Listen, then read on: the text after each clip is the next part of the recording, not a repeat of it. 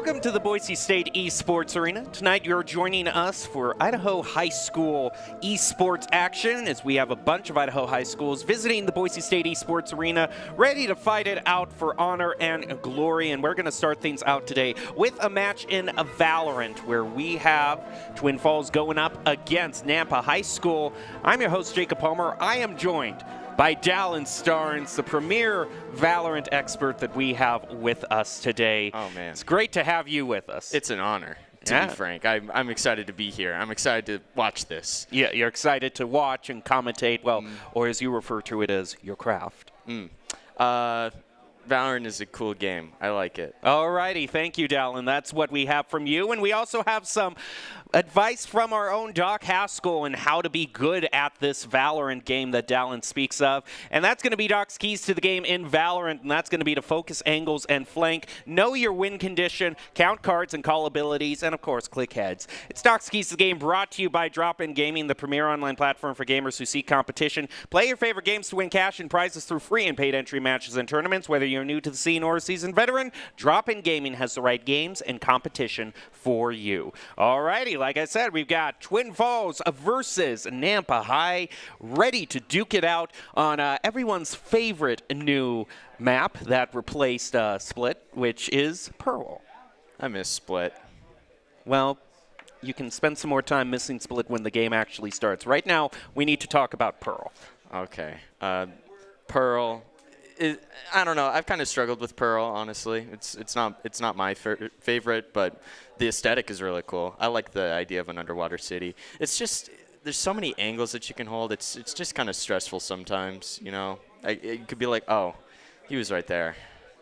That's cool. But, you know, overall, I think it is a pretty cool map, especially the idea of, like, mid goes into 4 different areas instead of, like, the usual 2. It's just a lot of different areas just kind of reach out into specific places. Well, when we talk about Valorant stages, we usually have kind of the clutch agent picks. You have to, you know, if you're playing Breeze or Icebox, you got to pick a Viper. If you're playing Bind, Raze can be really good in there, Raze or Cypher. So what are the picks on Pearl? I think Chamber is definitely an absolute must-have because of B long and just how well that works for him, you know, just holding that angle, especially with an op or, you know, the headhunter. It just works really well for him. I'm not going to say Yoru. I want to say Yoru, but I'm not going to. I'm going to have some self-restraint today. Nice. I enjoy it. Yeah. For those who don't know, I love Yoru. His Twitter handle literally says Yoru Connoisseur. That's who I play. I've kind of branched out, but at heart, I am a Yoru player. Well, he always he's good at it too. He'll get people asking, "Why are you choosing Yoru in ranked?" And then he shows them. Yeah. But we'll see what Twin Falls and Nampa High have in store as they're ready to jump into Pearl on this best of 1 to start out our competition for Idaho High School Championships. Let's get into the action and see what both these teams have to offer. As we see the picks going through, and we do not see a chamber being brought out for one of the teams. There's a chamber on Nampa, but Twin Falls decided not picks to go. For especially that Astra. I don't usually see Astras on Pearl. Usually I'm more expecting like a Omen or a Viper usually, because it's just one of those maps that Viper usually can kind of excel at. If you think she still had all 5 clouds, do you think we'd see her on Pearl? Definitely. I mean, she was it's good 5 for, like, clouds. With 5 clouds. You going to call them clouds? I'm going to call them clouds because I just had so much frustration going up against that agent that everything's a cloud to me. You're not even going to try and be technically correct by calling them I'm stars? not even going to be because she doesn't deserve it. She doesn't deserve it. It was too frustrating going up against Astra. The stars, okay? Are you happy now? All right, I'm not even going to try and push that. But we do see Nampa trying to push down B long here. Everyone eventually kind of edging over from A towards B. Fortune is trying to take a quick peek out. Also see a haunt being head out, taken out by Matt. Viper Wall just blocking off that sideline as Twin Falls is waiting for Nampa's push. Gonna wait out the util. It's just this hold, waiting for that first pick. Reyna versus Sky. Both take a hit. They're just going to exchange a little chip damage on the Ghost and wait to fight another day. Fortune's going to start things out by picking off a Matt. Twin Falls now down 1 against Nampa High. Despite that initial advantage, Nampa High is still taking this pretty gingerly. Sage put down that wall, but it broke the essential corner for that spike plant, so now they're super hesitant on pushing this. Sky also gets taken down. Sage as well. 2v3. Nampa High manages to get the spike down. Just 2 left for Twin Falls to attempt the retake. Unknown is going to head back across the wall. Holding it pretty close here. I would expect a longer angle, but you do what you got to do. Well, that bait on the defuse worked out pretty well. I mean, look at Enman just on the frenzy doing work. Picks up a double along with Reyna, and Twin Falls goes to their first point. I love Frenzy round 1. It's fun. People get really angry because it's one of those guns that kind of excels with run and gun at close angles, and it makes people exceptionally mad. And I think it's funny. And you think it's funny? I do think it's funny. Well, that's your official analysis. I think it's funny. I do think it's funny. And sometimes, usually when things are funny, that means that they work. Okay, do you think the Marshall and Stinger is funny here for Twin Falls? Marshall is not funny, but it does work. Okay. Marshall round 2, it works because no one's buying shield if you lose. Yeah, at least you shouldn't be. And so if you just hold that, especially be long with that Marshall, there's nothing you can really do about it. And like we were saying, the Marshall is going to be put to good use for Twin Falls. Now going 1 up against Nampa High. Sky in some interesting territory here. Oh, Chamber even more interesting, but he gets taken out. Spike dropped in mid. Twin Falls now has sight of that. Actually, Nampa High managed to pick that up. Twin Falls is trying to attempt a double peek right here onto mid against Nampa High. And that's going to be even easier for them as they pick up 1 more, now going to 4 and 2. 1 enemy remaining. Quick mow down with the Spectre. Now just 1 left for Nampa High. Seems like Fade is going to be cornered here. Not much you can really do in this situation. Does get hit with the eye, but it's not enough to go against the close range Spectre. It is what it is. Yep. Look at all that Radiantite bling too. I mean, they got the protocol all maxed out. I love Protocol. I think it's really cool. I wouldn't necessarily say it's underrated. I do think it gets the amount of love that it should, but it's not a skin that you see very often. We're definitely seeing it here put to good use. Of course, we also see just default matte black can work out as well too. Nothing wrong with the good old default. And overall, I think, you know, kind of that haunt might have just, it might have just given away the position more than it blinded anyone else. Although it seemed Twin Falls already had a pretty good idea where Nampa High was trying to push through. Sova holding an unfortunate angle there. He's going to get taken out. Well, now that we got the Vandals being brought in, we're going to have a lot more of those engagements on these long angles, especially as you were saying on B long. Nampa High off to a good start. Nampa is very angry. They've got Reyna very low as well. No heal, so that's really good for them. But they're all going to rotate to A. And Twin Falls is clueless. They have no idea. Where are they? Shouldn't they be here?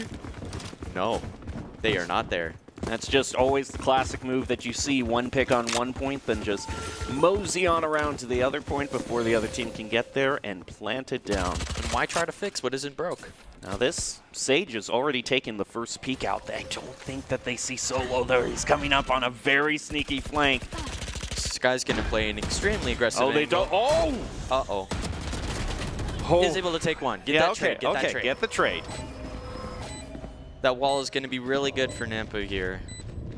Only way they can really push in is through that backside, but it doesn't leave a lot of room because of that Astra Star. Last player standing. Regardless, though, Viper is going to hit that trade, so now it's just Reyna against the world here. Prowler is going to hit the Reyna. Very scary. Chamber, though, he's got him right where he wants him.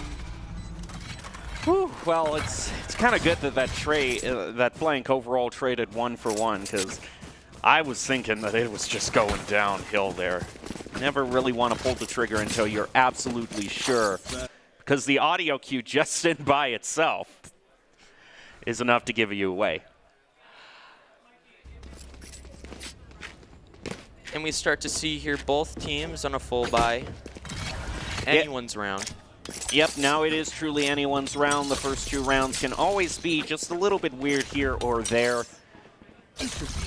Now we get to see where the true storylines are going to be built. Brandon knows the Chamber's pushing that. It's a scary angle. Still trying to reposition. We're just getting a bit of a game of chicken around the chicken door. Nampa's slowly pushing down B long as well. Oh, does get hit. The fire just goes right out. Ooh, that's painful. 4-4. Nampa's still pushing down B long. Might be able to get that plant. Moves back though. Oh, there we go. Now we're getting that plant. Thanks to that sage wall. Spike planted. And just lining it up around the corner, able to get the wall bang on Twin Falls. Nampa High well on their way to tying this up. Twin Falls is going to throw down the Viper's Pit, trying to retake. Very need to get past the Sage wall. It didn't quite reach the spike, so that's going to be very difficult for them to you try can to take that. reach your hand out through the wall. As soon as you tap that, you're just going to get sprayed. Yep, and we start to see that. Not only is that just the standard eco going over to Nampa High, but it's also just the unfortunate thing of Twin Falls has now burned an ultimate, and Nampa High is on quite a tear. 2-2. Look at those players. They're doing so good. I'm so proud of them. They're playing. They're buying weapons. This is Nampa's team. This is Nampa's team. This is Nampa. All righty. It's great that we have them here at the arena, of course. A little bit more understandable with Twin Falls here, though. That's a little bit of a hike. Farther away. Yeah, a little bit farther away, but they are still with us here in competitive spirit. Looks like Nampa is immediately going to try to go up through A. Goes for a mid-A split push here. Going to throw out the dog first. Gets the sight onto the Sage. Uses that as the green light. Throws the Hawk out. Gets the blind. Beautifully played, and it's got to be that art hold. Still a 1-for-1 trade, putting Nampa into another lead. Spike down and planted. Get that wall down. Uh-oh. That is unfortunate. Very, very unfortunate. 3-2. They do have the Sage wall, though, so it's just about even. Okay, that is going to even it up. 2-2. Can Twin Falls be successful on the retake? Mikey trying to get a peek, a bit of pre-fire, trying to get the wall bang. It's going to work out. 2 for 2 on Nampa High, brings them into 3. I like this new Ion Vandal. I think it's really cool. Really, yeah. I want to see it in action. Let me see it and be the judge of that. Sentinels of Light. Can't get much better than that, though. Look at that gun, though. That is pretty sharp. You always got to like the guns that no longer even rely on ammo. It's just pew-pew. Mm-hmm. The sound it makes is really cool. But I see that literally that even makes me more confused on why it has ammo now. Yeah. I just wish they went back and updated the old ones like Ion Phantom, but it's okay. I still think Ion Phantom's pretty cool as is. Well, Nampa High is doing a pretty cool job. Not only do they have the lead, but they have a whole bunch of ultimates and the first pick. Solo getting the first against Mikey. Twin Falls now moving up through a bit of a split push between mid and A. Fade at a very scary angle here. Doesn't quite know where they're coming from, but seems like they know where Fade is. Oh my goodness, they just walked right past! Wow. Solo able to pick up a triple. This Sage is trying to turn it around. Starts out with a 1. Sage versus the world. She's able to get a pick here. I believe she can heal herself, too. Did you know that? Spike planted. You can what? Heal. You can heal. Yes.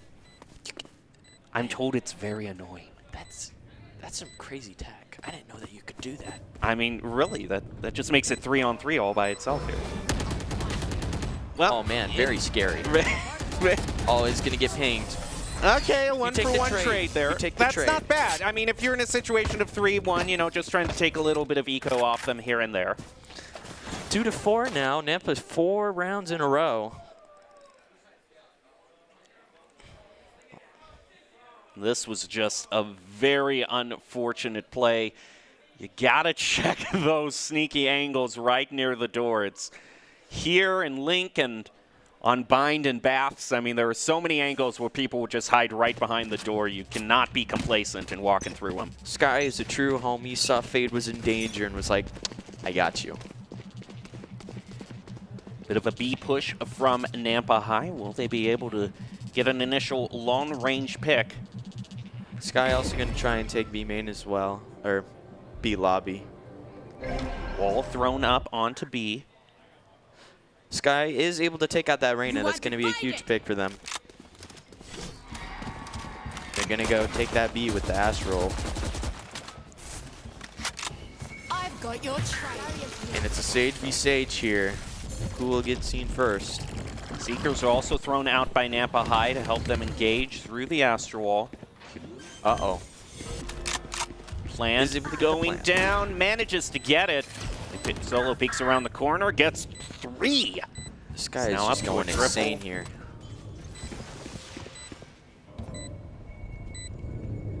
Waiting for the initial peak. 2 to 5 for Twin Falls. Very low on health. Solo manages to get a quad. Could this be it's the open. ace? Yeah, we could see one. Oh, turn to He's the trying right, turn to the right. Oh no. Oh, You know, you don't complain. 4K, you're not going to complain about a 4K. No. Unless you're just one of those players. Unless you're one of those people. And if you're one of those people, I'm okay with you staying in Iron and Bronze, too. I'm okay with that. You don't need to be You can. All the people in Iron will be very impressed with that ace that you eventually get. very proud of you. Alrighty, well, Nampa High certainly showing I bet these two teams aren't in Iron by any stretch of the imagination. They are here to play. We actually see a shotgun pick being brought out. Twin kind of struggling with the eco, so they got to get desperate. It's time for shotguns. Which, with as many kind of close holds around the doors as we've seen, might work out, but Solo is just going to continue working on the good old Vandal, pick up a double. Is just so effortlessly moving through mid and clearing out so much space for Nampa. I mean, look at that. That's 2. Aw. All right. You know, you take those 3. Ooh. Sometimes the weapon's just a little bit too tempting. Spike Viper planted. versus the world. And pick up 1. Okay, there you go. You do take that. Problem is that the spike is already down and it's across the stage, so that's going to be quite a bit of time burnt off. It's going to get Sage in the is gonna hear confrontation with the Sage. Yep. And just to pick up a double, so still within the realm of possibility for Twin Falls. Fire being exchanged, a lot of screen time, making our hearts skip a beat, but Nampa High manages to get it. You know, you take your 2. Works out. You take your 2. Well, that's all that Twin Falls has right now is 2, so that's all that they can take. Ouch. But they do have a lot more utility.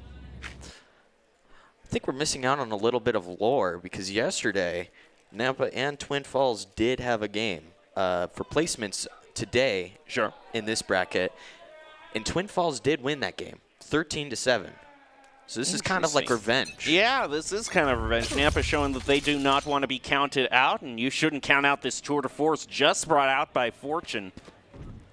They've had so It's an much. op game and now. an op, yeah, double sniper essentially. Who's going to be the one to peak?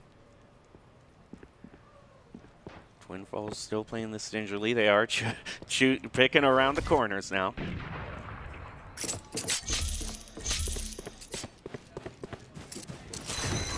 Slowly pushing down B long, pops all the ults. Nightfall and Seekers. There we go. Fortune There's gets the his up. first. Solo is taken out, and Solo's been making a lot of good plays, so nice pick for Twin Falls. Uh-oh. Viper does manage to get Fade pretty low there. Oh, Spike Twin down, Falls is B. starting to take this back. Gets the 3. Chamber versus the world. Bomb is not planted, so Chamber's in a difficult position here. It's just a matter of patience from Twin Falls' end. Now everything we were saying about Twin Falls now applies to Nampa. Just 30 don't peek seconds the left. op. Don't do it. Don't ego peek. That was one of the first keys to the game. No, guys, I can take him. I can do it. Good. Good. Don't peek it. It's very scary. Gonna have to peek it, and they're gonna be able to bait out one shot with the Owl Drone. He has to switch over to the Vandal because he only has 3 ammo left. Tries to get a wall bang, but it's a 2-on-1. Twin Falls wins that one easily. What are you gonna do? Balances it out a little bit. Stops the Actually, streak. not only did it do that, but 3 ultimates were used from Nampa High, so they were able to burn a lot off. Twin Falls in a fairly good position here. It seems like they're all able to full buy. Good for them. No, Very proud. Yeah. Even able to get an op here, so tide is starting to turn here. Hopefully in Twin Falls' favor. Hopefully for them, but Nampa just wants to end this off. They also just want to get it off the possible 9-3 scenario because no one wants to be there. Ooh, takes out the early Sky pick. That's going to be huge for Twin Falls. Try to even it up. They're going to just take a mulligan on that one with the res. A lot of fire being exchanged, but it's only ultimately going to be Mikey who wins that. Sky is res, so it's back to a 4-4. Which, if you only have one ultimate to use, that res can be very crucial. In fact, every elimination and pick now that Nampa gets means one less potential ultimate they have to face. Now down to 3-3. See, that was just one of those angles, though. It's just like, oh, you're right. I didn't check there. One of the 15 angles that I should have checked before pushing art. That's on me. Sage Wall giving Nampa a little bit something to think about. 3-3. Everyone on Twin Falls team still has their ult, so a little bit in their favor here. 40 seconds left. This is gonna have to be a pretty fast rotate. Boom! Solo taking these quick angles. I'd say he's probably been the most accurate player we've seen today. Absolutely. Just in terms of headshots. Sky has no fear. Buffs, I mean nerfs, will not stop Sky. Not even like nerfs, it's just like reworks. But one res deserves another, bringing it back to 3-3. They go for the plant on to B. Empress used by Twin Falls. But like we said, Solo has no fear. You don't fear the Empress. Especially if you... Oh, that's a good flank by Kale. 3-2. Just got to hold the angle. Solo manages to pick up a wall bane. It has been evened up so clutch. Big hit taken by the Reyna. Reyna very scared. Very low on health. Solo's just going to pop the ult. Close range. That's pretty... And... Yep. It more just gave away his position than it did really anything else. Sky's playing very impressive this game. I've only seen headshots from this dude. You can see again, it's just like split-second timing. He just peeks his head around mid. I mean, that's just the Vandal play you want. Yep. It's the Vandal play that always infuriates you in deathmatch. I want to know this guy's rank. Just like typing in chat, what's your rank? What's your rank? Sky, we need to know for content. 17 and 8. Oh, jeez. Okay. Reyna's going to get the first pick. Puts Twin Falls into a slight advantage.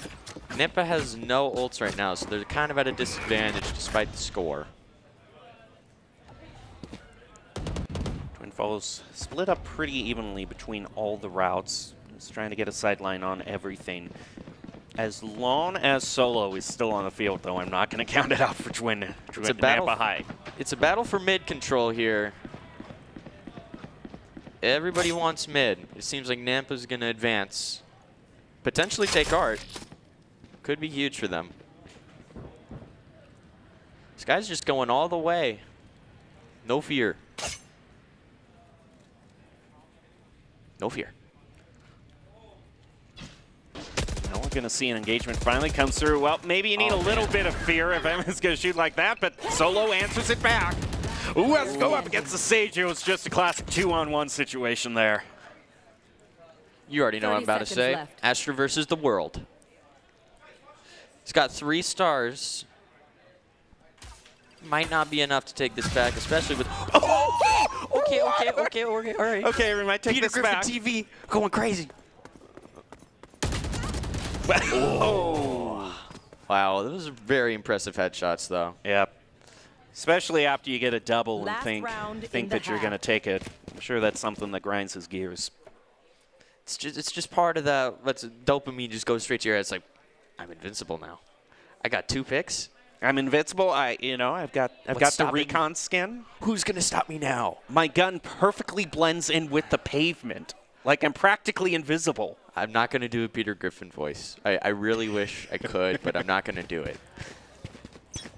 I don't have that tone, I guess. Okay, that's a good way to put it, the tone.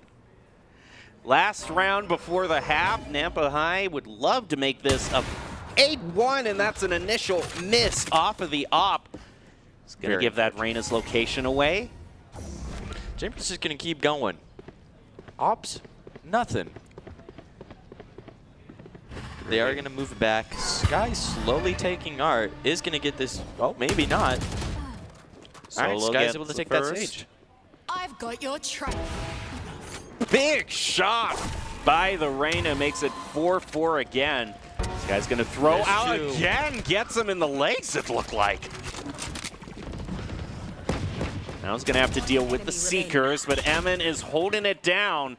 It's Gotta use his ults. It's last it's up, round. it's up to Peter again.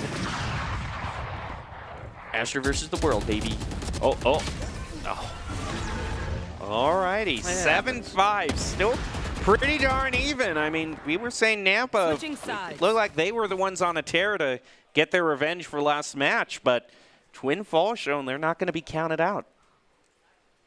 Of course, the biggest wild card that kind of comes into this is just trying to figure out, okay, well, which team was on their more comfortable side? Or are they going to be on their more comfortable side now? So I believe that because Twin Falls won yesterday in that matchup, they got to choose the first side. So it is possible that they may be able to choose this again. Or this might go into Nampa's favor. Well, just going to have to see how it goes. We're back into the match. 7-5. 7-5. Here we go. We'll see how Twin Falls does on their first time attacking. No fear.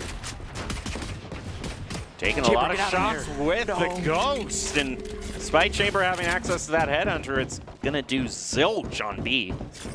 I mean, I'd be scared to fight that Reyna too. The Sheriff. Be very interesting to see what the KDA is after this match. Because Emin has been making plays. Where's Reyna?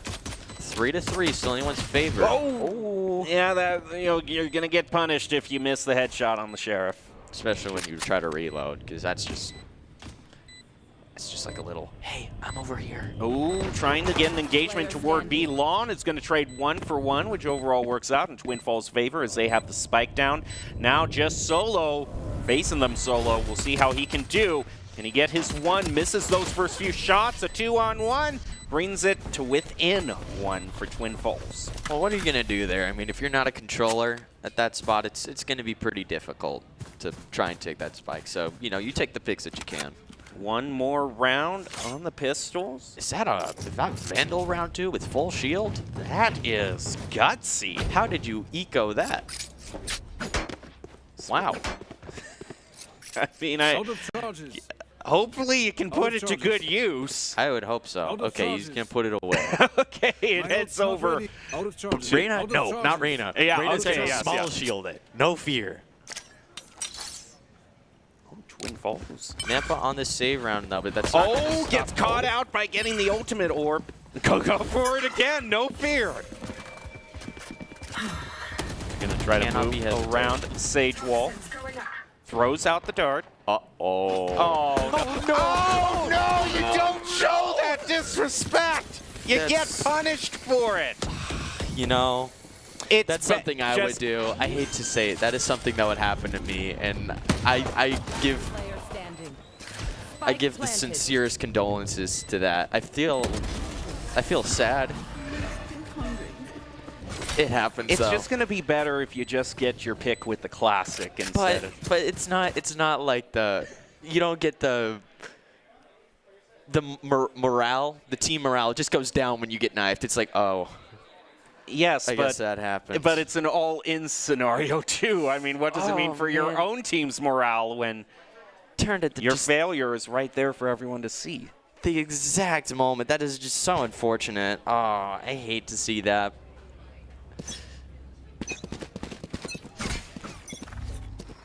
I've kind of toned down my knife gameplay. As well as the Yoru. He's been toning down the knives in Yoru's. Emmett not toning anything down. He is on a roll. He's already top fragger for Twin Falls as Twin Falls moves up on B long. Trying to go up against Nampa High. Fade in an interesting position. Not going to stop Viper, though. Potentially going to plan for long. Oh, scary. Hawk thrown out. Doesn't get the blind. Solo is evening it up down to 3-3. Most importantly, that was the spike holder, so he can just take a look out onto this sideline. The Reyna tries to teleport through, is going to be able to do so. Solo up to a triple with 2 left. I think Solo had the opportunity beforehand to almost get an ace. He almost got a quad. Unfortunately, Reyna is going to have spike here, so she's going to be need to... Oh, Solo gets the quad. Now it's just KO. He's going to try to peek out. He's going for the glory, and he gets it. An ace for Nampa High. That's going to, you're talking about team morale. That's going to shift things back over to Nampa. That's going to boost the team morale. Nice ace. Nice ace. That's a well-played golf clap moment. I'm very proud. We also get a live look here at the Battleground Arena that we have here in our esports facility. So basically half the players are playing here in the arena, where half are still in the Battleground. Playing in a wide variety of games. We got Smash Brothers League. Smash Brothers. We got Rocket League. We got League of Legends. We've got both of the leagues. We got both leagues. Even Rocket League. Oh, unfortunate. Yeah, Chamber's just gonna... Just gotta go sometimes. Sometimes we don't hit those shots. It's just... Oh, you get them next time. Get them next time. Is that the... Oh, I didn't know that there was a Neptune Guardian. Neptune Guardian, yeah. Ah. I rarely ever see that. It's usually Vandal, which is going to be in the next bundle. This next... what's it? Yeah, I saw like the giving back bundle. Run it back or whatever it's called. Yeah, it had the Oni. It had the Oni as well. Yeah, for the Oni Phantom versus Neptune Vandal. And I think Neptune Vandal won, which is pretty cool. So, I'm not the biggest Oni supporter, I'll be honest. Yeah, I'll catch some flack for that, but... So if you're wondering for an opportunity to give Riot even more of your money, there you go. That's going to come in. Yippee! Solo Dealer putting to good work here on Enman. But he takes a whole lot of damage. He is down to 10, and unfortunately the Sky can't heal herself. So he's just going to throw out the Seekers. Oh, that's a huge Astra. Left. Unfortunately, it is going to stun Chamber. Oh, wait, no, that was that intentional? Yeah. Unfortunately, Nina just doing did work. hit Chamber. Gets the pick onto Genesis.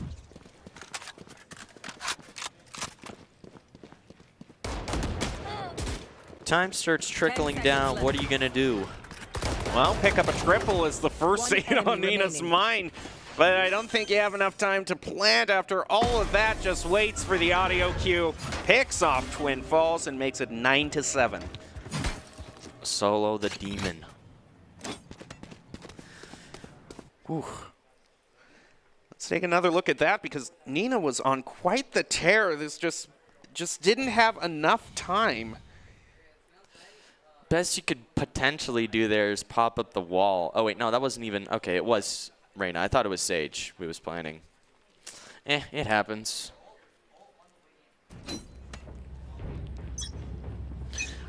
And it looks like that's a weird eco buy from Twin. Like, half have, like, ghosts and regular pistols, and then there's just Vandal. Phantom. Spike down going to be very unfortunate for Twin if they lose this round, because they're just going to be on another uneven eco round. Eye thrown out as well as some ice. Keeps Twin Falls at bay. Solo, meanwhile, going for the flank. Doesn't go for the knife and just realizes the headshot is as good as any. Another pick up spot. I don't usually see people hold that spot. Glad that Sky didn't go for the knife there, but also you gotta go for the knife sometimes, you know, respectfully. Well, Solo is going to respectfully pick up a triple, driving Nampa High to 10. It's just how it is. Sky going crazy, continuing to just dominate this game. Now we'll see something very crucial for Twin Falls. If the eco was, like you were hinting at, Dal, a little bit too uneven here, will they be able to go for full purchases, or what will they have to compromise on? Looks like they're compromising on a few things, more than a few.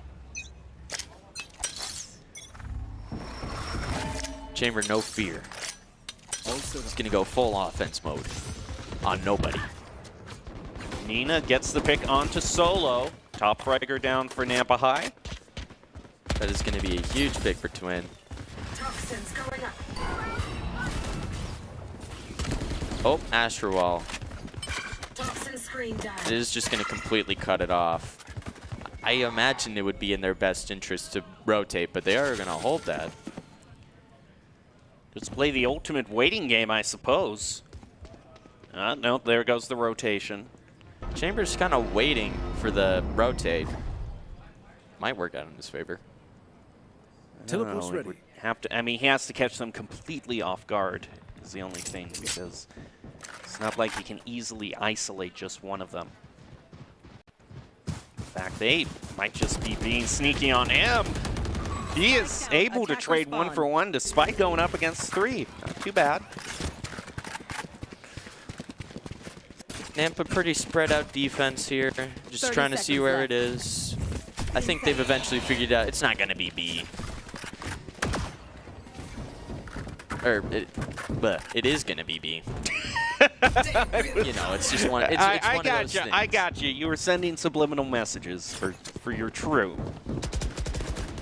They move on to point, but they wait for the audio cue, and Unknown takes them out around the corner. What a sneaky little Sage. Oh, what a silly little Sage. Oh, pistol. What is happening?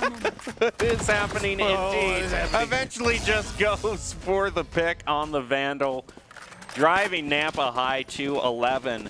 And now this is a really tough spot for Twin Falls, because they haven't really been on full eco rounds. Half their team has been ecoing, while half has been purchasing, and it's just placed them overall. Sometimes it just placed them overall in this very awkward position. I think Sage went through like 3 guns there. That was a very fun time. Now look at Solo. He's past the 30 mark. But Nina and... Little interesting buy here. Bulldogs to Ops, and fortunately those Bulldogs do not have shields. Yep, just gotta get out of there. Yep. That's a good spot. Throws down the trademark. They're just gonna wait for the eventual push from Twin Falls. Gets, whoa, a collateral. Take that 2. He's Make it 3. no fear, out for more. That's The off shot just barely misses. Yeah. Keep the ego in check. All right, or take the 3. Don't go for 4. Don't do it. Don't do it to him. They might just get the offer on the flank. Gets blinded by Sky. Pinched in from both sides. Still manages to get one. Bring it to 3-on-1 is going to pick up the Bulldog instead. Oh, no. Behind you. And now Nampa High is going to be at match point, ready to close things out. Coincidentally, they might end it out at the very same scoreline they lost last time, because Twin Falls beat them 13-7, but we might see a complete reversal. Yeah, turn that 7 to 13 to 13 to 7. Rocket League. I've played that game before. I have played that game before. I'm not very good at that game. No, I am not very good at that game either. I'm better at Valorant than I am at Rocket League. I'm better at this game here. This game I know how to play. Now this game, let me tell you, this game Alrighty, we're into the final round. Unknown is throwing up the ice wall, trying to get a sneaky angle onto Twin Falls, and they're just going to have none of that. Bold of you to assume that this is the final round. Do you have no faith in Twin Falls? As they got to win 5 in a row, Solo could just dash their hopes and dreams in mid. This is a big rotate. Problem is, if peeks out, realizes he can't take them all at once. Trying that Chambers final holding pick. too Can long. he win? He picks up one. Fortune gets another. Nampa High is up 5-3. Can they close it out? They got an op holding down B-Lawn, making Twin Falls in a very tough predicament here. Caught out from both sides. Now just down to 2. Man, I didn't notice how fast Sky can pull out her gun after blinding. It's kind of crazy. Solo versus the world, and there you have it. Wins. Defenders win. Nampa High picking up the victory there, 13-7. Congratulations to Nampa for winning it. They were off to... What a poetic ending. Yeah. It is a very poetic end, and we finally see the final KDA. Solo clutching things with 32-14, but also shout out to Nina for breaking 27. I mean, when Twin Falls was rallying, Nina was at the forefront of it. Pretty impressive gameplay from both sides. Yep, but they have a lot more tournament to get through, so they can't rest on their laurels too much. They got to get to the next match, and we'll be back with more esports action later today. But for now, we'll take a short break and bring you back. Who knows what we have next in the eye? Like I said, we've got a whole lot of games to showcase, so you'll just have to stay tuned to see what we pick next.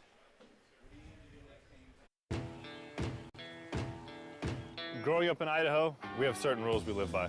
First rule, camouflage never goes out of style. And always buckle up. Seatbelts save lives. That's a rule we can all live by.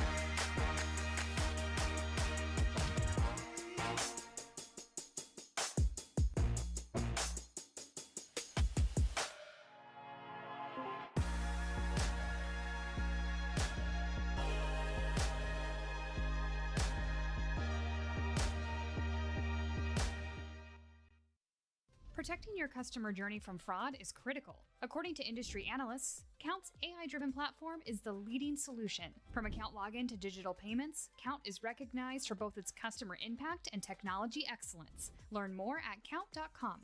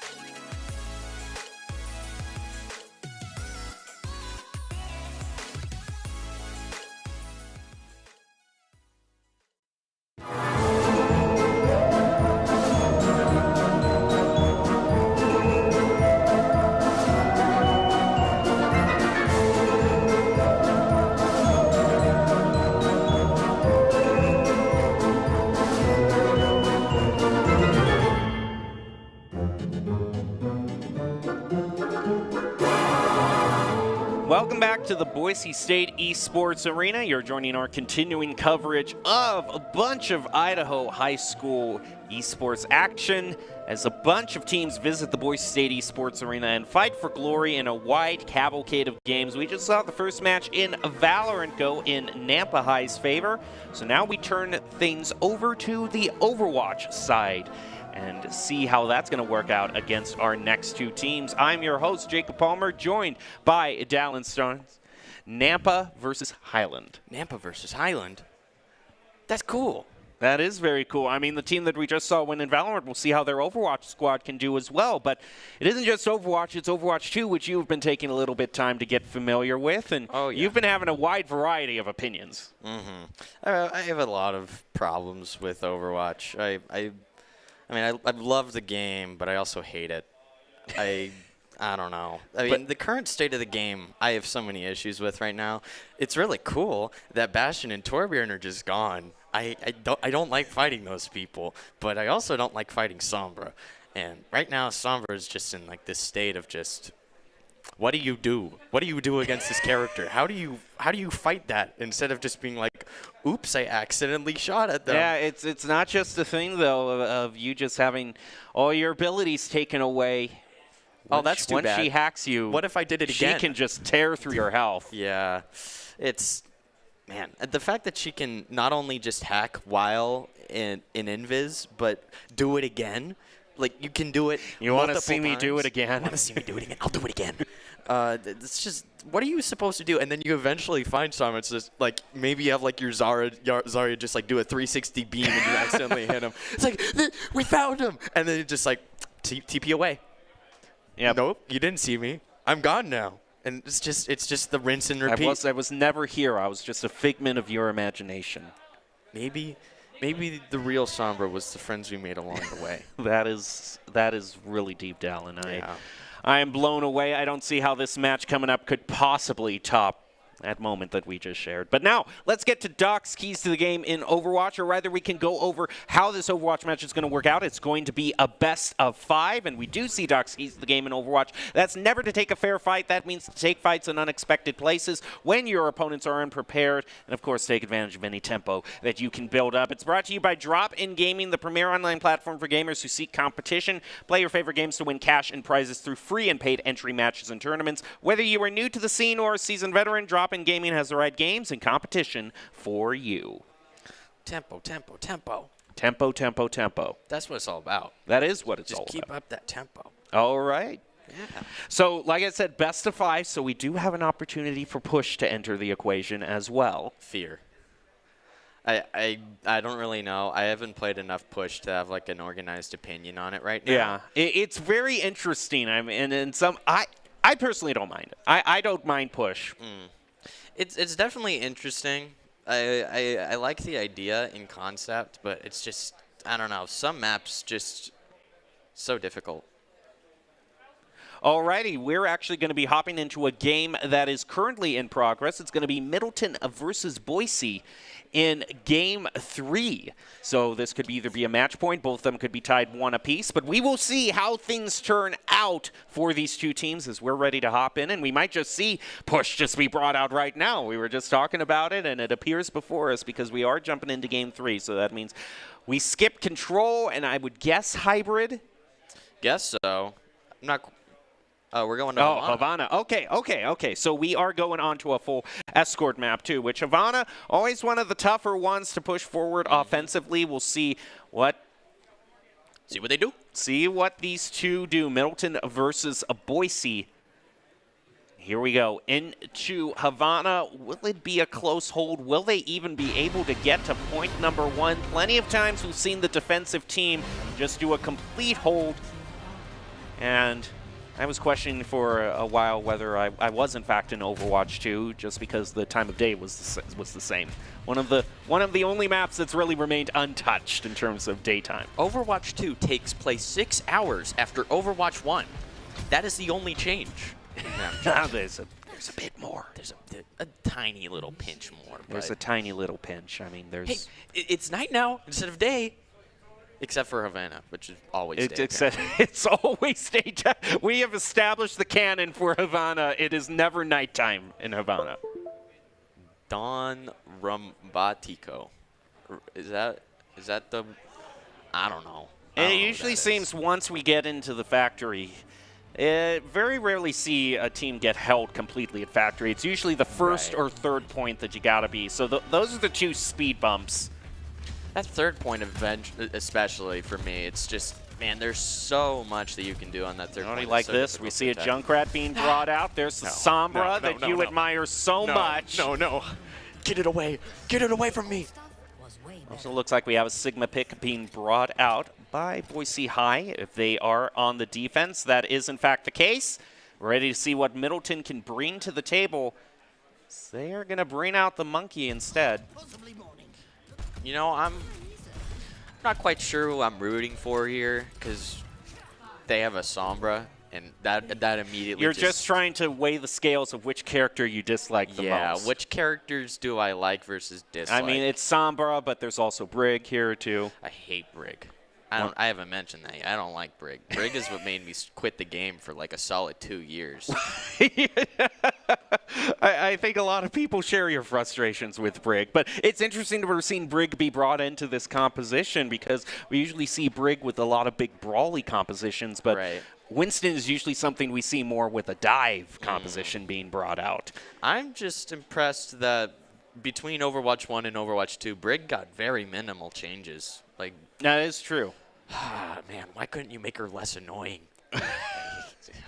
Well, it does have one of the most powerful ultimates in the game. That rally is just one of the best engage tools that you can use. So you're thinking that if Middleton is just, maybe if they're just having trouble pushing through or attacking, then maybe it just might be a matter of waiting for Rally to bring out that raid boss mode, and they're off to it.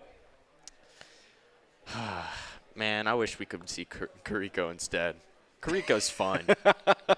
I think you might just have to wait a little bit longer. Might not be quite as dependable as the Brig choice. And now I'm slightly appreciating Boise more because he did pick Lucio, and I like Lucio.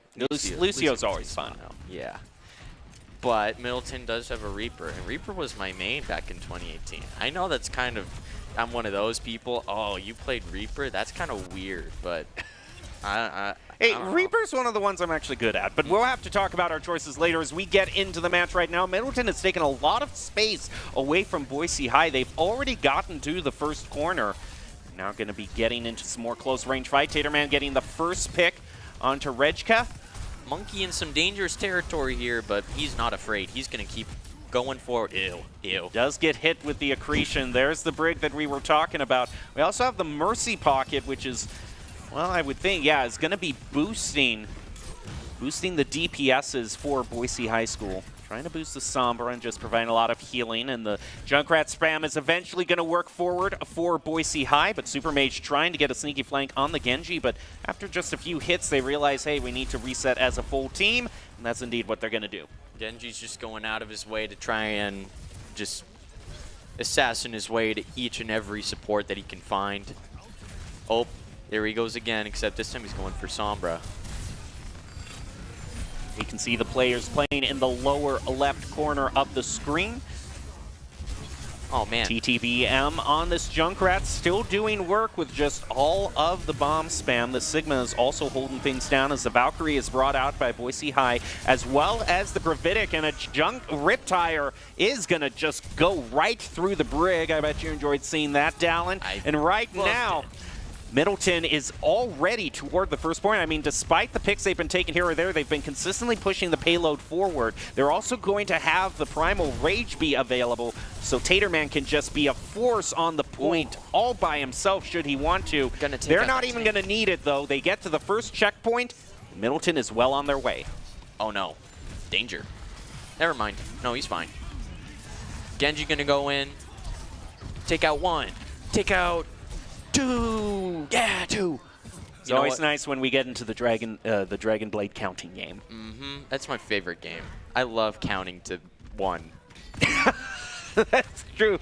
Now, here's the interesting thing. We're seeing Rejka swap over to the Pharah because this Mercy has been out for Boise High all this time. So now going to go with the classic Pharah Mercy combo. We'll see how that does, although Mercy is boosting the Lucio instead of the Pharah. We'll see how that works out as we go forward, because Super Mage is just showing absolutely no hesitation. He's going to move in with the help of his tank to put a lot of pressure onto Boise State with the Primal Rage. It's going to take out TTV. And Middleton is just making it going from bad to worse from Boise. A res comes out onto TTV, but is it enough? Taterman has the Junkrat, takes him out with the Tesla cannon in mid-air. Very angry monkey. And like I said, normally when we get into the factory, it's usually a pretty easy take. Yep. Now comes the real challenge. You've got the castle. This third point is just so difficult to push on. There's so much that you can do, like just advancing up to the castle and that final push into the castle. It's just, there's so much that you can just hold. Taterman gets a double and down, so Super Mage just gets a deflect. Zarya is also going to get caught out as they just stagger Boise High out. Now, I have to say, this third point, this is where I was about to say I was going to expect the Farmers to do better here because it's so much more open space, but they're going to swap over to Sojourn, which Sojourn still pretty powerful DPS. Absolutely. Super Mage is just going to show that he's comfortable on this Genji. DTV heads off the side. Unfortunately for him, can that Mercy get away? Super Mage is in hot pursuit, and he's just going to hang back a little because he realizes, hey, I've got a Dragon Blade available. A bit of a wave from Taterman, and he goes back to his team. And they're going to wait for Boise High School to engage onto them. Nothing stopping this Winston. He's just going all the way. He's going to go right into the castle. Oh, Dragon Blade. Count to one. Count to one. Count to one. One. Although, right off of it, okay, forget to count. It's not officially with the Dragon Blade, but he's making us count to 3 nonetheless, and he's going to try to make it 4. Some help from Taterman there. I'll still call that 4. You know, I'm very proud. I never thought I'd see the day where I count to 4. Now, we have this Riptire available for Boise High. Could be their final Hail Mary. Rechka's going to swap over to the Reaper. We're having a lot of DPS swaps up for Boise High. A lot of swaps from Boise here. Also switched off the Mercy to Ana. Probably a good pick when you get to this castle. Here goes, ready for the Primal Rage. Sabrina out. Said just going to throw out, and this Junkrat can't do anything. He just gets right in his face. Now to the Ana with the Primal Rage. Oh no, Reaper, run. A wild animal on the loose, smacking you into the wall. Oh, oh no. How is Ana still alive? Okay. That was much longer than I was expecting. Oh, there goes the Riptire. He sees it. Oh, and it manages to pick up a double onto Boise High. I was saying it could be their Hail Mary. It turns out that is indeed the case. Rechka also able to get a crucial, that's going to be a very nice stagger onto Middleton. Actually has swapped over to the Cassidy, so DPS swap now over to Middleton. And Rechka switched yet again. Yeah, another swap from TTV. He's going to go off the Junkrat since he's used the ultimate and move back over to the Reaper. Maybe they just want to try, they realize Taterman is such a big threat, they want to just plow through all the health he's given, but he's going to get the health boost from the Ana. Winston kind of pushing it alone here. He's getting assisted by his heals, but DPS are not really anywhere in sight. Accretion, they're just probably hanging back for the long angles. He moves in, all nano boosted. Oh no. And that's where the DPS was. He was hanging off to the side to use his Riptire. Now this Reaper is trying to get away, but I don't think he can. It is going to be desperation tactics now for Boise High School. Middleton, this Lucio is going to try to get onto the point. The rally brought out from Middleton.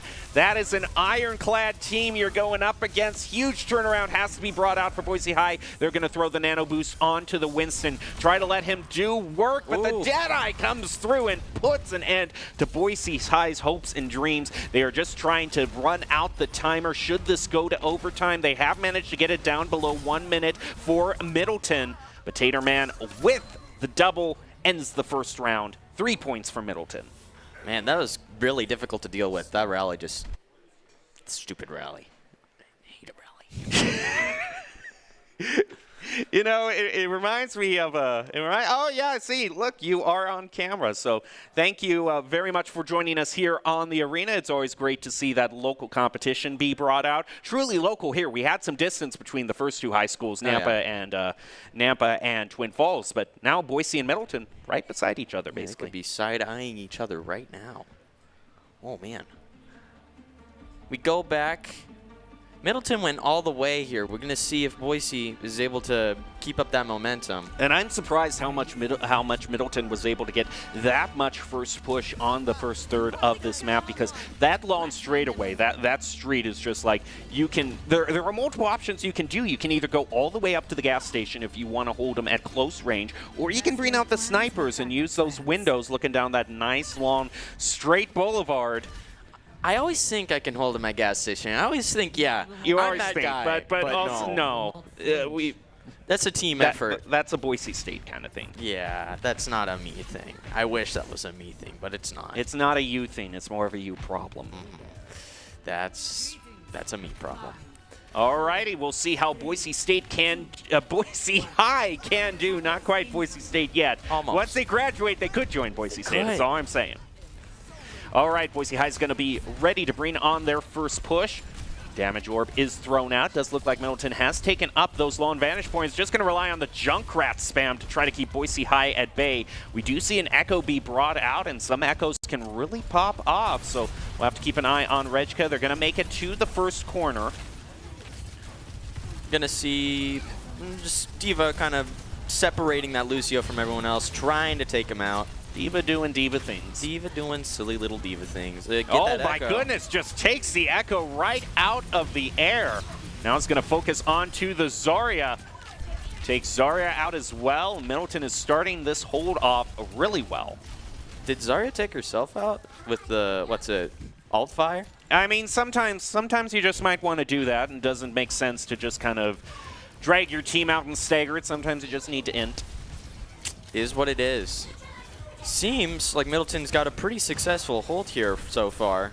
Cretion thrown out. Super Mage taking them out with the Soldier from above. TTV also fighting back with a railgun shot onto Banana. Soldier almost got that ult. That's going to be so annoying to deal with. And here we go. Oh, hit with the sleep dart, but the sleep dart takes it. He can only use the rockets from long range. Now we're thinking smarter, not harder. Now we're thinking. Soldier gonna pop the ult potentially. Yeah, actually not using the visor. They can just rely on the self-destruct instead. Now they're gonna move for the stagger, get right into the Moria's face, who almost has the coalescence available. That does come online. I wouldn't think it's used right now. And the Sigma also hurting a bit on health. Taterman is just gonna wait for the next team fight. Slowly, Boise starts to come back. Oh, no. Oh, no, I see this. Okay. I think it was countered out by the Lucio ult. I mean, that is a good counter, and they're going to use the Coalescence right in response to that, but Candy is taking a lot of damage, manages to respawn. Gravitic is used. And Boise High School putting all of those ultimates to good use. They have managed to get 2 eliminations onto Middleton. They have a 4-3 advantage, making even more room for themselves as this D.Va tries to hold him at bay while the respawns come through for Middleton. Really pushing back that D.Va. It's going to potentially give them enough room to get that first checkpoint. Or maybe not. Yeah, definitely not. D.Va's nano now, so you're going to have to deal with that. Very scary. They do shock the D.Va. Also the sleep dart onto the Sigma. He tries to bring out some more shield, trying to get some more health for himself. Self-destruct now available yet again. It worked out so well, but they're not even going to need it. Middleton, they are just tearing right through Boise High. What a retake. Great retake, and now less than a minute left. Boise High still yet to get their first point. Middleton's put themselves up at a good position. So it might be... So this is, in fact, the match point for Middleton. Boise High has already brought out one. We see a bit of confidence from the Sojourn. We'll see if the Sojourn can pop off on this ultimate. Will it be enough? Will it be enough, or are they just going to get self-destruct before it all can happen? They managed to move up right into Middleton's faces. Boise High putting a lot of damage onto them. But Banana Boa, just with a quick mine, takes out the Lucio. TTV has brought out the ultimate, manages to get one. Oh, almost manages to get two. That Ana is in trouble. Rezka is going to move into the face, though, and he gets punished for it. D.Va going to pop the ult? There we go. Yes, pop the ult right onto the point as well. Bye-bye. What a retake. That is, in fact, going to do it. Middleton winning that game 3-1. So congrats to Middleton for a job well done there. Now we're actually going to get a chance to also see play of the game, and there were a lot of crucial ultimates, but it's actually going to go as a shutdown. Okay, a shutdown play of the game. Oh, Nano. Take one. I mean, that's the whole point of that composition. You nano up the Winston and just let him tear. Just let him go. Nice job for Middleton. Congrats, though, for Boise High for bringing us some exciting plays and managing to get one in the series overall. So we didn't quite see the full story there. But that's going to do it for this Overwatch match. Do you have any final thoughts? I still, even after that game, I just like, Brig. All right. Well, we'll give you some time to seethe over Brig. We'll give him some time to recover, and we'll give you time to go get some snacks, get some water, and be back to join us for more high school esports action right after these messages.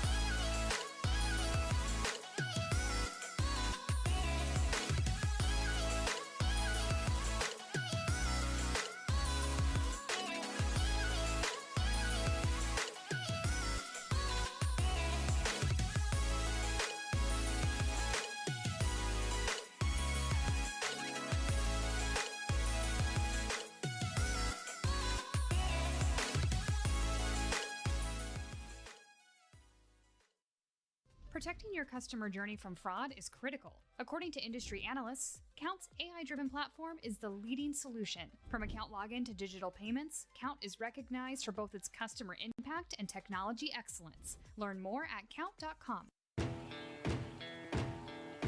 Growing up in Idaho, we have certain rules we live by.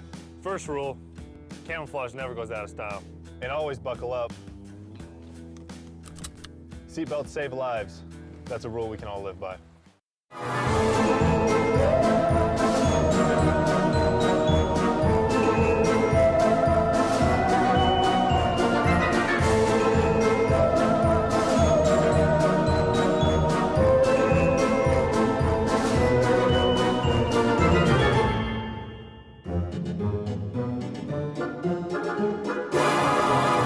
Welcome to the Boise State Esports Arena, and you're watching us for a continuing coverage of Idaho High School Overwatch. We just saw Middleton pick up a win against Boise High, so now they move on to the winners finals against Meridian Technical Institute.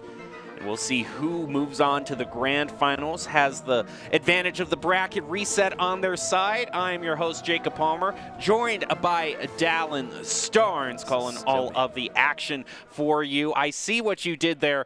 And also, have you managed to get over in the break your seething for Brig, or are you still...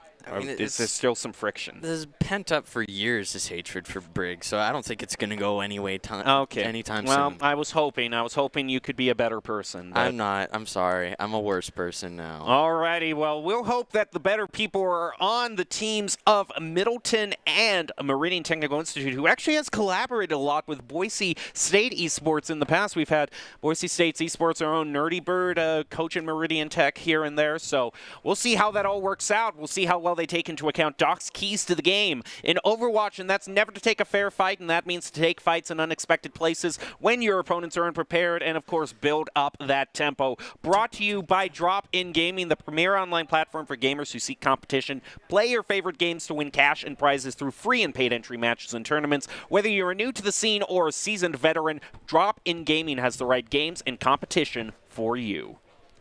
All right, we're going to be heading into the first stage here. We are joining this, unlike the last one, we are joining this from Game 1 in this best of 5, meaning no doubt we will be starting out on Control. Meridian Technical, the Dragons versus the Vikings. This sounds something, it's straight out of a MOBA. Oh, yeah. And we're going to be starting off on Ilios. I love Ilios. It's one of my favorite maps. And I got to say, you know, I think of the stages that have been treated well by the daylight time change. I think Busan is the first one. Like, Busan is just gorgeous at night. But, hey, Ilios also doesn't look too bad in the nice sunset, sunrise. Sun. I don't know. I prefer it midday, but still. I mean, as I said before, Overwatch 2 takes place 6 hours. Well, this isn't 6 hours. Overwatch. This one isn't 6 hours. This is more like 3 hours, give or take. Yeah, I guess that is true. Well, if it was night, it would be 12 hours. Now, this is 6 hours. This is 6 hours. My mind is hurting just from trying to do basic arithmetic on time. Alrighty, Dragons versus Vikings. Let's get into the action and see what the initial loadouts have been. We do see Middleton going right back in. They're going to be bringing out the Winston comp, whereas Meridian Technical has gone back over to the Zarya. Those kind of the two most common that we've seen, Winston and Zarya. A whole lot of damage as they meet each other face to face, almost taking out. Trying to get away, not going to be able to escape the law. No one escapes the law. Oh, I love the Paladins reference. I love the law.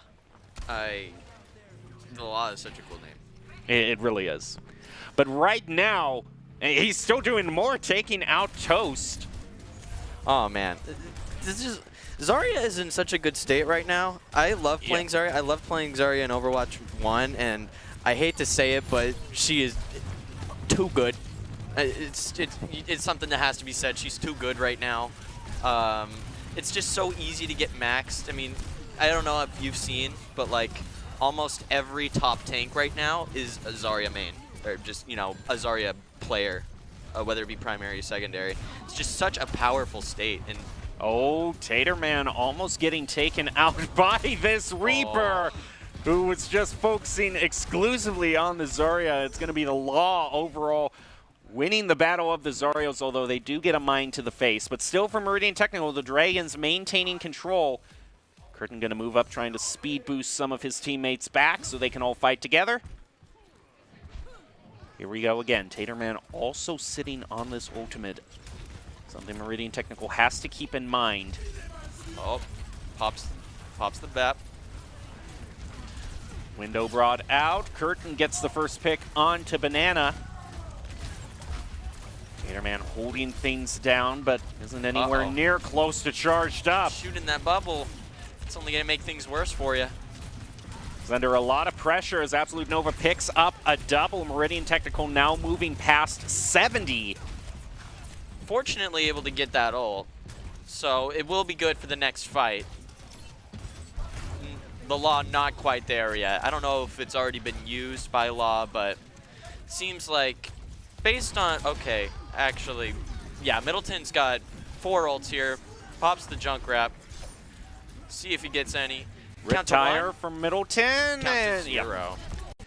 Taterman now brings out the Graviton Surge. Absolute Nova in response. He's not going to get caught out by it. He just goes right into Super Mage and Toast before Middleton can even make it to the point. Meridian Technical gets it. Setting quite the strong first impression, if I do say so myself. Yeah, Meridian Technical, like I said, they're a team that has had great coaching. They have a lot of great players, and of course, great gamer tags as well. Absolutely. Soup. So, if you're wondering who won the state championship last year, it was Meridian Technical. So they're the reigning champs. Wow. So Middleton, I mean, they got their win against Boise High, but now they're going to have to prove that they deserve to be in the winners finals because Meridian Technical looks to be showing no way to stop as we head into Well next. Always like, you always just hope, you know, I don't care who wins, I just want to see people fall down the well. Yep, that's why you got Lucio's on both sides. You already know.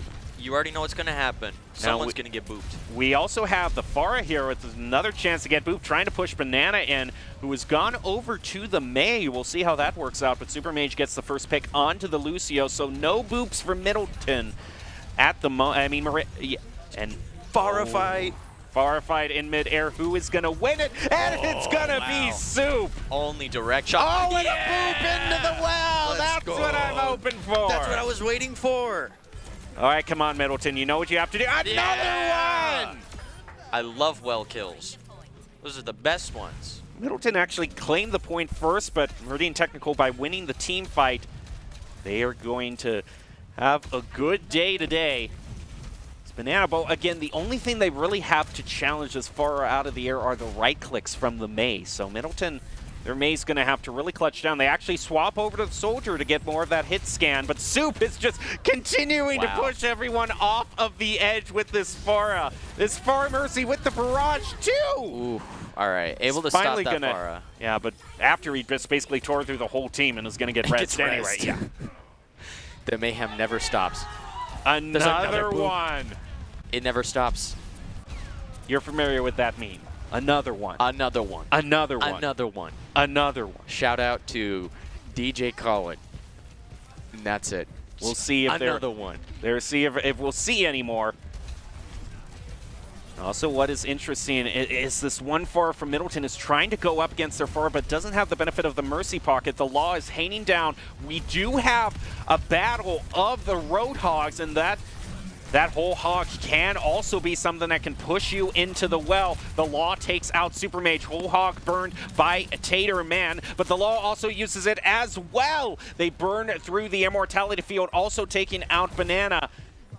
I didn't really notice it before, but I think it's really funny that almost every pick here is intended to try and get well kills. It is. They're playing. They know what the audience wants. They know, and it's been working.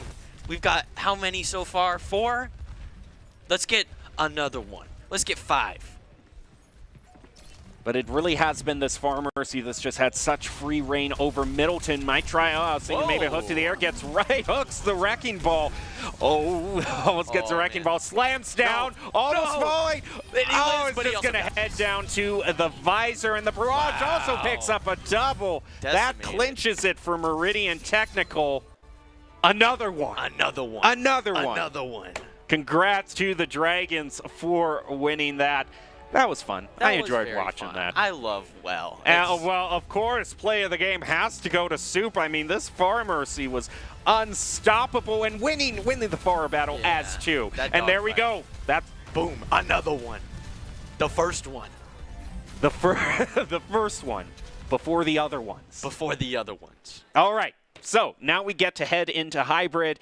This would be the time where I ask what stage should we choose, and we all give all of our reasons to get our false hopes and expectations up because we talk about exciting stages like Eichenwald or Blizzard World, which everyone wants to see. Right. But that's what we never do see, do we? We all know what the choice is really going to be. It's going to be King's Row. It's probably going to be Scrim's Row, even though it's in the daytime, and now it is still everyone's favorite stage, probably one of the most exciting.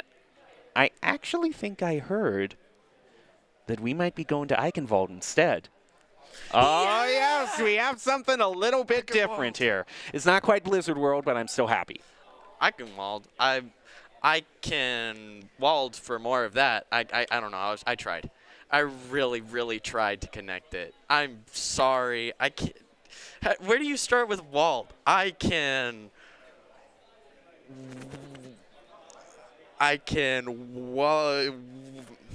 sorry. I really tried. I think. Get out. Okay, I'll see you later. All righty, we're heading into the second match, the Dragons versus the Vikings. Will the Meridian Technical be able to get another win? Will we be guaranteeing a Game 4? Will Dallin be able to reclaim any of his honor whatsoever after a performance like that? Well, I'll have to find out. Important questions all around. One day I'll be able to think of something to, it'll just, I think it's gonna happen at like the very end. I'm just gonna be like, that's it, that's the thing, that's the pun, and then it'll be great, and then you'll laugh, and then I'll laugh, and then everyone will be like, wow, that was really good and funny, and then my reputation will be restored. I can Just stop! Stop! give me time, I can do this. When we start to see here, Lucio, love Lucio. I already said it. How many times do I need to say it? You're You love just trying to get Lucio. the topic I off. know. I'm trying. I can. Walled. Bald. I've been thinking of one all this time that I can't believe you've gotten. But for right now, I'll just have to keep it to myself. I'm going through literally every single letter right now. I can bald. I can fall. I don't know. Absolute Nova doing a great job taking out a banana. The Reaper is going to be able to get the first tick. Get that first easy pick out of the way. Takes out Lucio as well. Going to be a pretty good hold. Takes out the shield as well. Run, Ryan, run. I don't know if the Ryan's going to be able to get away. Absolute Nova is a little bit low on health, but gets bailed out by the Lucio. Giving a huge boost to all of his teammates. Swaps over to healing, and Middleton is just held in this choke point. It's really rough for them. Gonna be even worse because Zarya is now at full charge, so they're gonna have to kind of wait for that to ease down a little bit.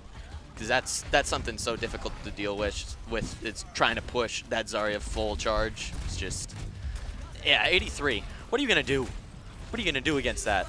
Well, they're going to throw out the window. That's going to be their first step, and that is going to force the Law to head back into the Immortality field. That gets taken down, and Middleton is now charging forward against Meridian Technical. But can they even get to the first point? Cruden doing work for the Dragons. And look at how fast he died. Wow. Just they were almost there and then just disappeared. Crouton went absolutely crazy there. Got 3, I think. Wow. That was really good. I can bald. I can gald. I'm gonna give my pun at the very end, and you're gonna kick yourself for not thinking. I can mauled. No, that doesn't quite work.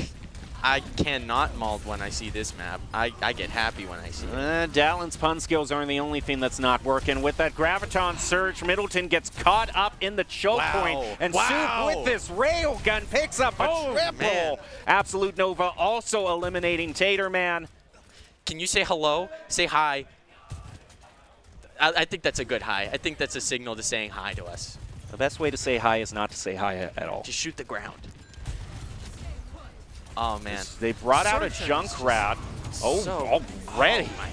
Wow. Now this Rhine taking the advantage on the Earth Shatter is going to be able to take out Absolute Nova. That's going to force out the Sound Barrier from Meridian Technical. Sound Barrier also used by Middleton. They have found what they needed to break through. I appreciate it. Thank you for the late hello. I appreciate it. Big preach. Yeah, big preach. I don't know what was really going on there, but it was good. It was really good. I can brawled. I can solve. I can hold. I don't know. What could the pun be? I don't know. Other than I cannot mauled when I see this map because it makes me happy. Well, Death Blossom brought out by the Reaper right in the face of Middleton. Now, Middleton actually has brought out the new support you were talking about. Kiriko! Oh, man. Kiriko's so interesting. I think she's really fun from what I've tried. It's just the headshot damage with that character. You can take out a tank in like 2 or 3 hits. It's absolutely insane. I don't know. She's definitely like the definition of a support. Like, she's got heals, yeah, but like that. Oh, Tater! Wow. Tater going crazy. Will he get the 3rd? Once you know what? Rectangle Man gets angry, you do not want to mess with him whatsoever. Middleton not only has that, but has the event. Hello. You know, there's a payload behind. There you go. Yeah, Thank you. They found the payload. Hello. Out of nowhere, Junkrat bomb. Waves at the bomb before it detonates. You just gotta, it's just a friendly greeting. Now look at the law. The Middleton Meridian Technical is already moving up to the high ground. Gonna try to drop down or snipe down from mid-air. Oh, man. Banana tries a hero play, but just gets mowed down by Crouton. Rain's having a lot of difficulty. Ryan. He's having a lot of difficulty using that ult because everyone's on such vertical. What was? I'm out. I'll see you guys later. That was majestic. Like an eagle piloting a blimp. That was so beautiful. Wow, that was, I have never seen such acrobatics from Orion before. Wow, that was that's the play of the game. That needs to be the #1 play there, like just graceful, elegant. I know. It's just everything I could have wanted in it and more. Wow. Crouton already taken out the Riptire from Middleton. They bring out the Shatter. It gets a whole bunch of Meridian Technical. A Flame Strike to get a double. Now only Soup is left, and it's just going for the health packs left and right, but he's going to get intercepted. Almost taken out. He manages to get Banana. Take out that soldier. Sneaky. Sneaky. You have that ult. Oh no. Oh, is managing to hold his own. Oh no. It's only going to take one more knife. Can one knife land? That's the movement. That's the movement. Super Mage also using a mine for the long. While we've been focusing on the drama unfolding with Soup, there's been a team fight going on at the checkpoint, which Middleton has picked up. They're going to get 2 points, and now we head into the final stage. Okay, Soup finally at the end of their life finally dies at the hands of Taterman, seemingly just unstoppable. He just keeps going. He scares them. They start shivering their timbers. Oh, we got Death Blossom. Could be huge here if he gets the right TP. Zarya full charge. And it looks, okay, Middleton's got, okay, I'm seeing good matched ults here on both sides. Oh no. Have I talked about the Kiriko ult? Yeah, the Kitsune is brought out as well as the Riptire. Oh man, Kitsune is so scary. Riptire is also pretty scary because the Law is just taken out with the tank gone from Meridian Technical. This Rhine can do work, swing his hammer back and forth, almost do the final point. Another Shatter onto the point with the charge into the Reaper. And that's going to do it? Yep. Yep, that is it. Nice job for Middleton fighting back, even though Meridian Technical was off to a very strong start. Middleton managed to secure it, give it to 3 rounds, so we very well could be going into overtime. I can not mauled when I see this map. Okay, do you want to hear the one I've been thinking of all this time that I literally thought of 5 seconds when you were trying to? Do it. It's the only job the May has in a brawl composition. I can vault.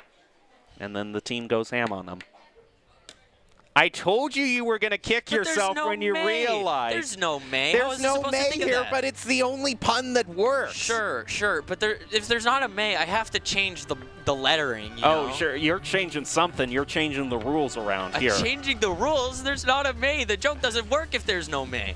I mean, the closest I could say is I could walled in if there was a May here. See, even when you're attempting the exact same pun, it's falling flat. Next map I'll be able to go. Oh, there's the May! There's the May! You can make the pun now! I can walled now! You finally got it. I did it. I won. Nice job, Dallin. All right, we'll see if Middleton can do an equally good job at defending. They can hold Meridian Technical to a few team fights that will be on the same pace. We also see Soup bringing out the sniper pick. See if they can cut off that one pick. Maybe isolate that tank from the rest of the team. That would be huge. Soup already gets the pick onto Toast. They're waiting for it. There it is. Kill him. The wall and maul from the Law. He tries to use Immortality Field. It's still alive, but gets taken out. Oof. Man, what do you do against that? It's just the 4-to-1. Yep, so it's just the classic wall and maul composition. Very brawly for Middleton. Now Meridian Technical knows Middleton's strategy. Gotta wait for the Zarya to rejoin back up. Probably not gonna let that happen again. Probably gonna take a different entrance maybe. They're looking Or for push that together different as a group. Yeah, or they can push together. Just make sure if they get walled off, they're all going to get walled off as a unit. Removes it. Uh-oh, it happened again. An absolute Nova. Well, all things Yeah, there you considered, yeah, that's another. Wow, That's another team wipe. wipe for Middleton. And now just 1 or 2 more victories, and I don't think they say they have matched the pace that Meridian Technical held them at. Oof. Middleton had less than a minute left when they took the first point. So that's going to be what's really crucial to see here. If Meridian Technical, despite these first few losses, can still get an overall time advantage. You also have to notice, though, that Middleton is now holding on to 3 ults, while Meridian's just struggling to try and get that from maybe Soldier Visor or VAP window. Yeah, and you don't even need to be... Whoa! The wall's just a little bit too much there, but this Reinhardt is waiting. He's waiting for the shatter. It's a huge one, and he tears right through. That is a Rein play of the game if I have ever seen one. Team wipe. Wow. Yep, there it is. Jeez.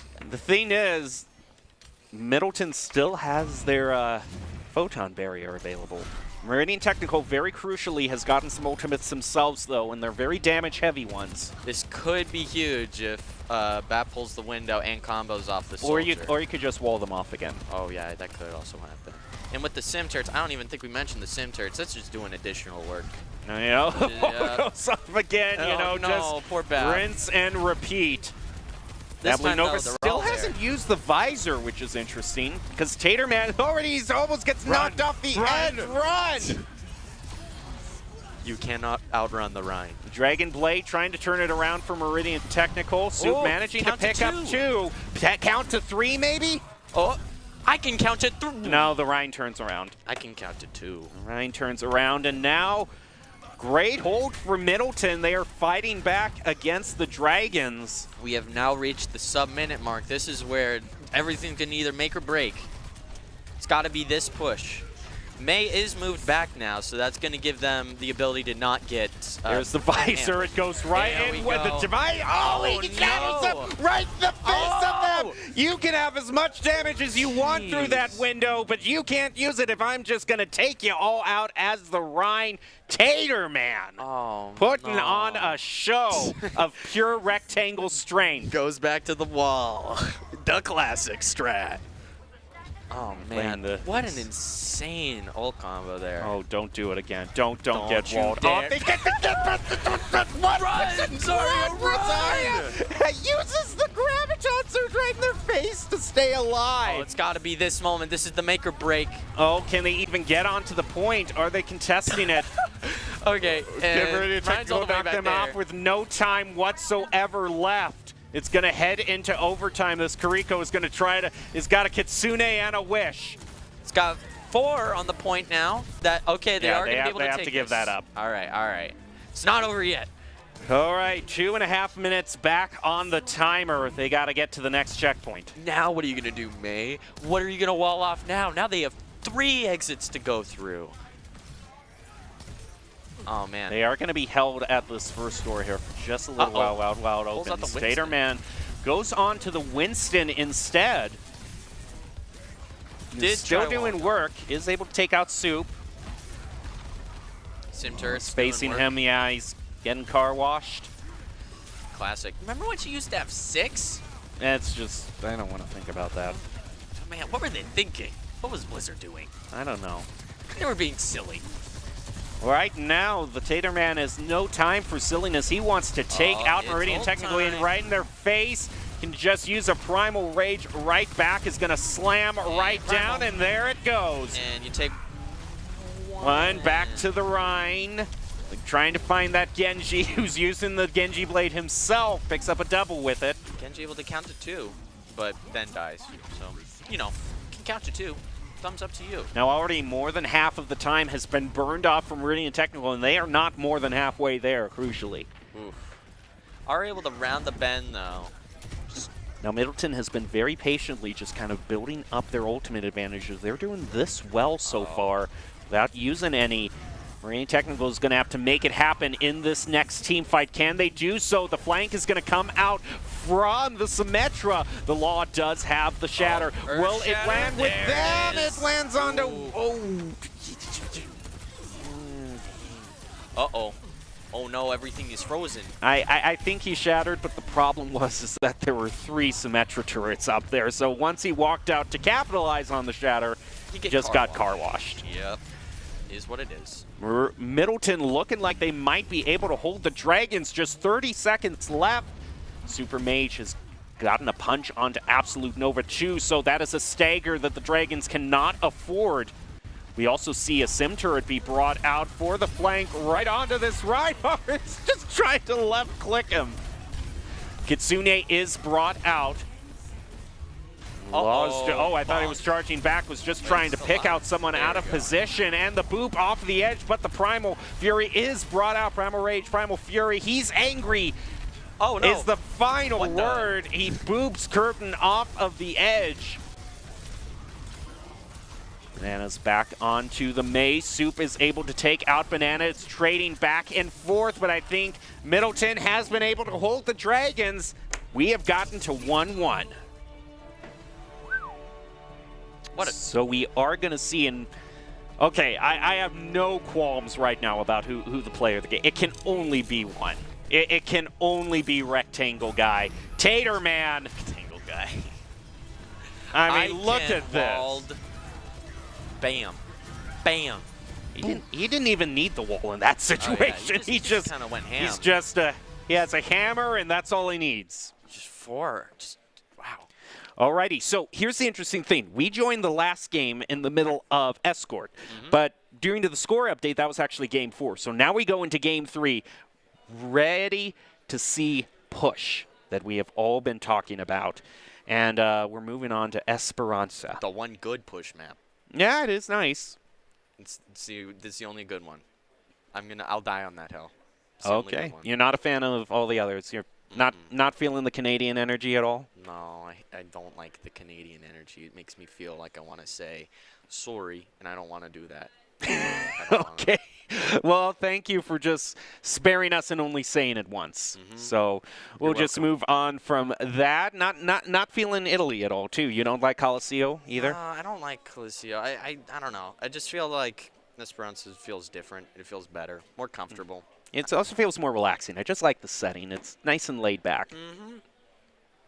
Alrighty, heading into the third match. This is Meridian Technical versus Middleton. Middleton has tied it up 1 apiece despite an insane start that the Dragons have brought out. We'll see who goes on to the match point as we have brought a possibility of an escort map into the mix. We'll see what the choice is there once we go forward. But now, heading into the mode we've all been talking about, the mode that everyone's been talking about, push. It's push time, baby. All right, okay. Dragons versus Vikings, all tied up, heading into round 3 push. That would be a crazy movie. Imagine a Vikings versus Dragons movie. No one's ever done that before. This could be the first. This is just such a beautiful stage as well. Oh yeah, it looks really nice. I love the tramps as well. I love that. They misspelled museum. Museo Martins. I think there are different rules of play that you're not aware of. Esperanza. Okay, so here's the thing. We've been talking about counting games that we've been playing all the time. Well, this is going to be a game of count to 3, because if you can win the first 3 fights in a row, you're sitting pretty on push. Oh, yeah, absolutely. So that's going to be, we're going to see who's going to win the first team fight, and then from there on out, we'll see if they can win 2 more after that. Here they go. We got, let's see, Rhine. It's going to be the Rhine versus Diva. Could be interesting. I don't usually see Divas on push. Am I crazy for thinking that? Usually, you would expect to see like a Rhine or an Orisa. Well, I mean, you're talking about Zarya is the best one, but I'd say probably after that, Diva is also probably the most common tank. Yeah, I wasn't really thinking about Zarya. There goes Diva. Already, King Swiffer is going to fall. Absolute Nova is next on the list. Taterman going after even more squishies from the Dragons. They win the first fight and start a pushing. Start taking that first fight. Time to count to 3. Is it going to take out that Lucio? Yeah, it's a BAP. There we go. Now you take out the Lucio. It's even more of a stagger. More time bought for themselves. All right, we got first one. I love counting to 1, but can we count to 2? That's the thing. Are they gonna get to the checkpoint here to be able to get the forward spawns?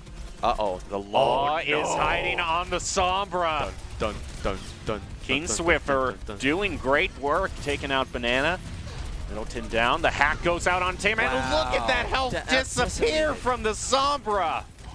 That was just eviscerated. Okay, so we don't get to count to 3. We've got a match on our hands now. 1-1. Takes it back to the middle. Oh, no. Oh, they're so low on health. Another Get. hack. You're not getting away.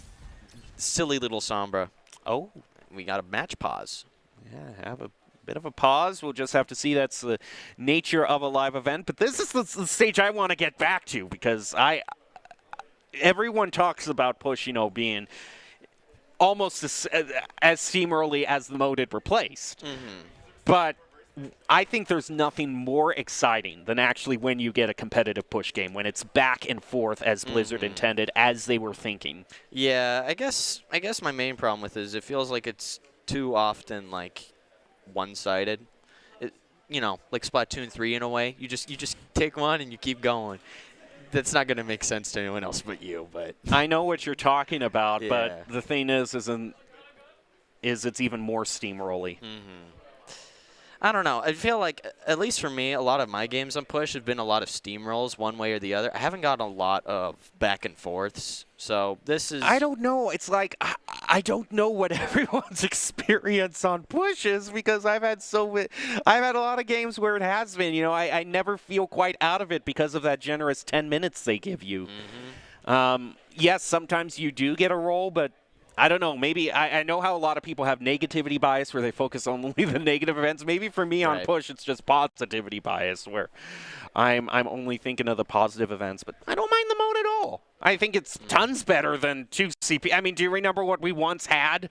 Do you remember getting Volskaya'd? I like Volskaya Industries. Oh, okay. I'm sorry. I'm sorry.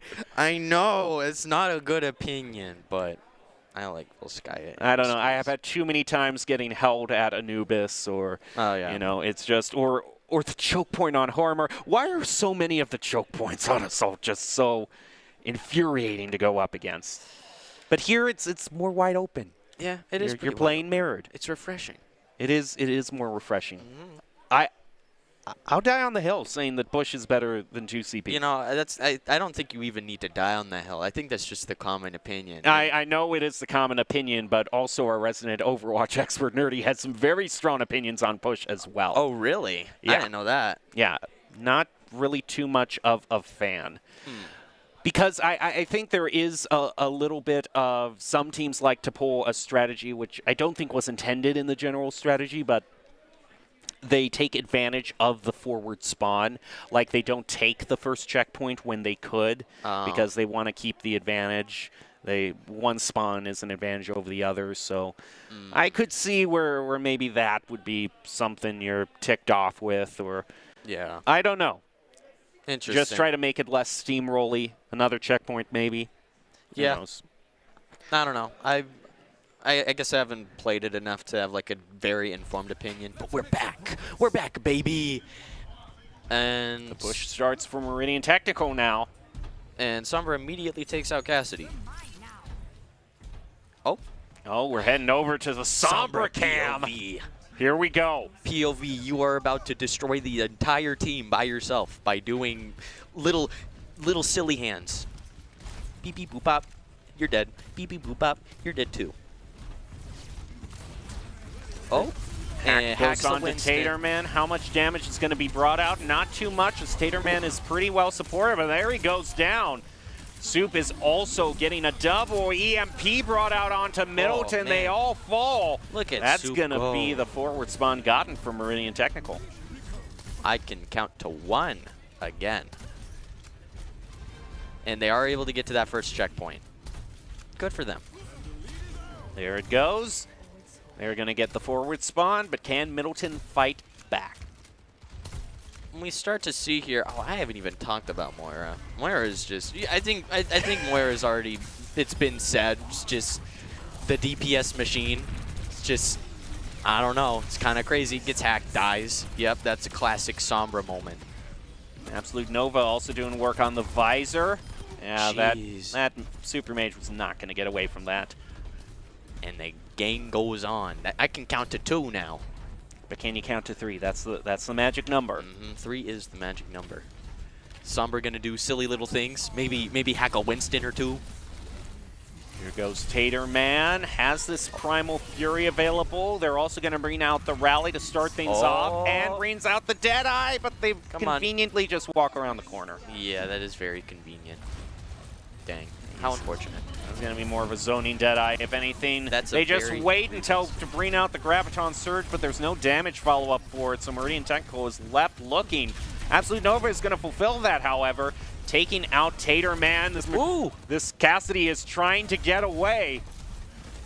He's very low on health, and he gets taken out. Seems like a back and forth, but Meridian prevails, and now I think I can count to 3. So where do we go from here? I don't know what comes after 3. We move on to Meridian Technical's hope in the final point. 4. I don't think I've ever counted. The problem is for Middleton is like they're now searching. They do not have any ultimate advantage whatsoever. Oh, yeah. Meanwhile, Meridian Technical, they have 2, well, I was going to say 2 DPS ultimates, but also Baptiste, essentially a DPS ultimate now. So basically they have 3 right now. They're going to start off with the window and the hack. It doesn't land onto anyone from Middleton, but Absolute Nova is just going to take them out nonetheless, gets both supports out of the way for the Vikings. The Dragons charging toward the final point. Swaps to Hamster. Little ball man. An interesting play. Gets hacked immediately. Dies, presumably? No, he's alive. No, never mind, he was dead.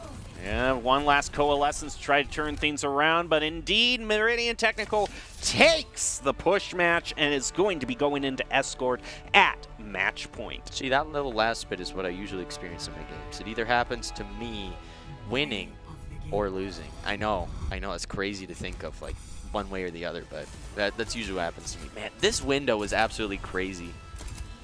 Just gave them so much room. I'm just glad as a caster to get this mode put into Overwatch 2 where a game can only be 5 minutes. I'm just glad for my voice's sake, because how it used to be in Overwatch, you'd go into Escort, Hybrid, then Escort, most long drawn out, and then possibly would go into Assault where it can either be a sweep or you could just end in a draw, at which case I'm just glad we have a bit of a pace break in push.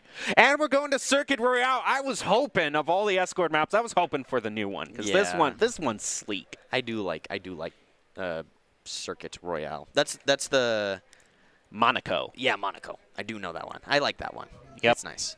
Monte Carlo, the city. Monaco, the city-state. Because Monaco is the small country that Monte Carlo is in. I'm not very good at knowing my locations. You're not good at geography? You didn't watch your Where in the World is Carmen Sandiego growing up? I didn't do that. You didn't play those games? I'm sorry. Okay. I was too busy watching SpongeBob. That is before your time. You were watching SpongeBob I was instead. watching SpongeBob. Yeah, I don't know what geographic information you can pick up. Oh, he lives in the ocean. He lives in a pineapple under the sea. But that's the only thing in geography you ever learned. I don't know. And it could be in Pacific Ocean. Texas exists. No, Pacific Ocean. Yeah. Is it Pacific Ocean? Yeah, Bikini Bottom is based off Bikini Atoll, which is in the Pacific. How did they get to Texas from there? Oh wait, no, Texas. Wait, Texas touches the Gulf of Mexico. I know. They probably went through the Panama Canal. They go all the way from California through. California through, and then went back in the water for extra effect that they could. Man, Sandy went on a journey. She went on a journey. That is true. They had to haul that tree dome all the way over through desert before they could get it on a ship. Or they just place it on a ship and sail through the Panama Canal. Man, that really opens my mind on SpongeBob lore. I never so thought I would much be here. lore. See, this is why you need to know your geography. It opens up lore. They live in the ocean. Alrighty, here we go. Ready to head out.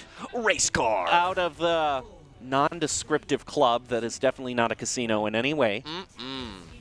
That's the club. Oh, wow. Right off the bat with the Hanzo. Making Middleton think a little, they're just going to still, it was more for show at this point. They can still use the, payload for their tank. You cannot forget, you are messing with the law itself.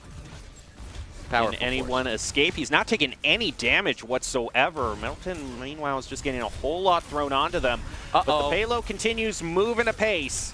They get right in the face thanks to that Winston. He's got the Discord orb thrown onto him, but still manages to survive. Immortality field thrown up for Meridian Technical. And with a few picks, it looks like Middleton's going to be held to this first choke, the Archway. Okay, I thought I was going crazy for a second. I thought there was a Sombra again, but no, we're fine. We're safe. We're safe. For now. Not today. We start to see here. Yeah, just looks like a really strong hold here. I mean, as long as the law is uncontested right now, right, and just continues to pepper damage onto the Dragons, or I'm sorry, the Vikings, the Dragons are the ones peppering the damage, excuse me. As long as they pepper damage onto Middleton right now, then it's really hard for them to even get to the payload. I mean, there he goes again. He just keeps on taking them out. I guess best I can really hope for right now is getting that Winston nanoed and just seeing how much damage you can do with that.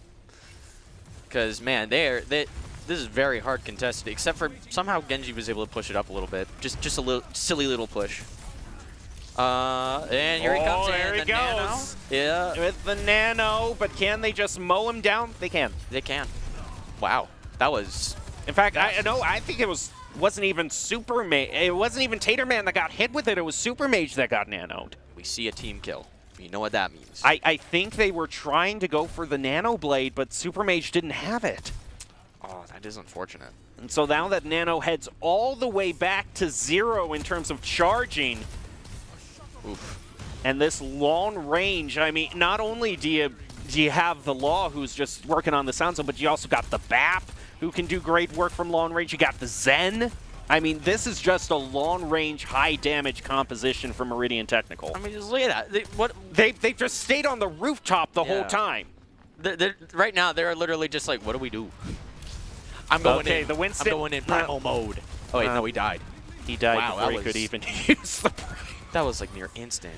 That was tragic. Well, yeah, I mean, he dives in, but if he doesn't have his team to back him up, he just gets the Discord orb placed on him, and he's mowed down.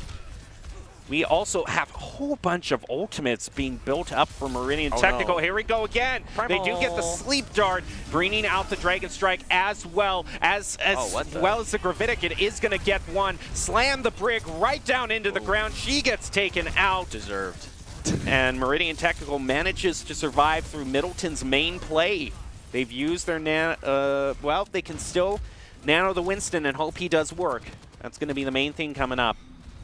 And we do see, let's see. Well, Brig almost does have rally that's going to be their next push here, and they also have nano. Now, last minute swap over toward the Junkrat just so they can, but the Sigma can just push the shield up. But they do manage to get back to the point. This is very crucial. They're about halfway to, Nano Visor is going to be brought out as well as the rally, but Nano Visor has already taken out Banana.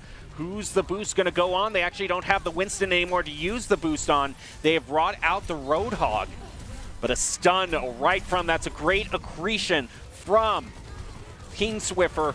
Oof. Super Mage fighting back, eliminating Soup. Sleep Dart heads out onto King Swiffer as well. They want him gone. But he manages to survive through both the Sleep Dart and the Anti-Nade. Grab that Sigma. Kill that Sigma. Got him. Still a ways to push. Very low. Oh, but like I said, no one escapes the law. No one escapes the law. Not even Bob. Bob couldn't even make it out to the party. Nope. And that is going to be a very effective defense for Meridian Technical. They do not have to drive that far to claim the victory and end this overall match as they head into attack. That defense was absolutely I know. absurd. It was just, I mean, for the vast majority of the time, it was just them hanging out. Of course, the one highlight we do see here is the one time where they were forced off the high ground. But basically, this match was just high ground. Yeah, that was literally like good 3 minutes just chilling up there. Mm-hmm. Like, you rarely ever see it get that bad where the team just kind of sits there and is like, well, now what do we do?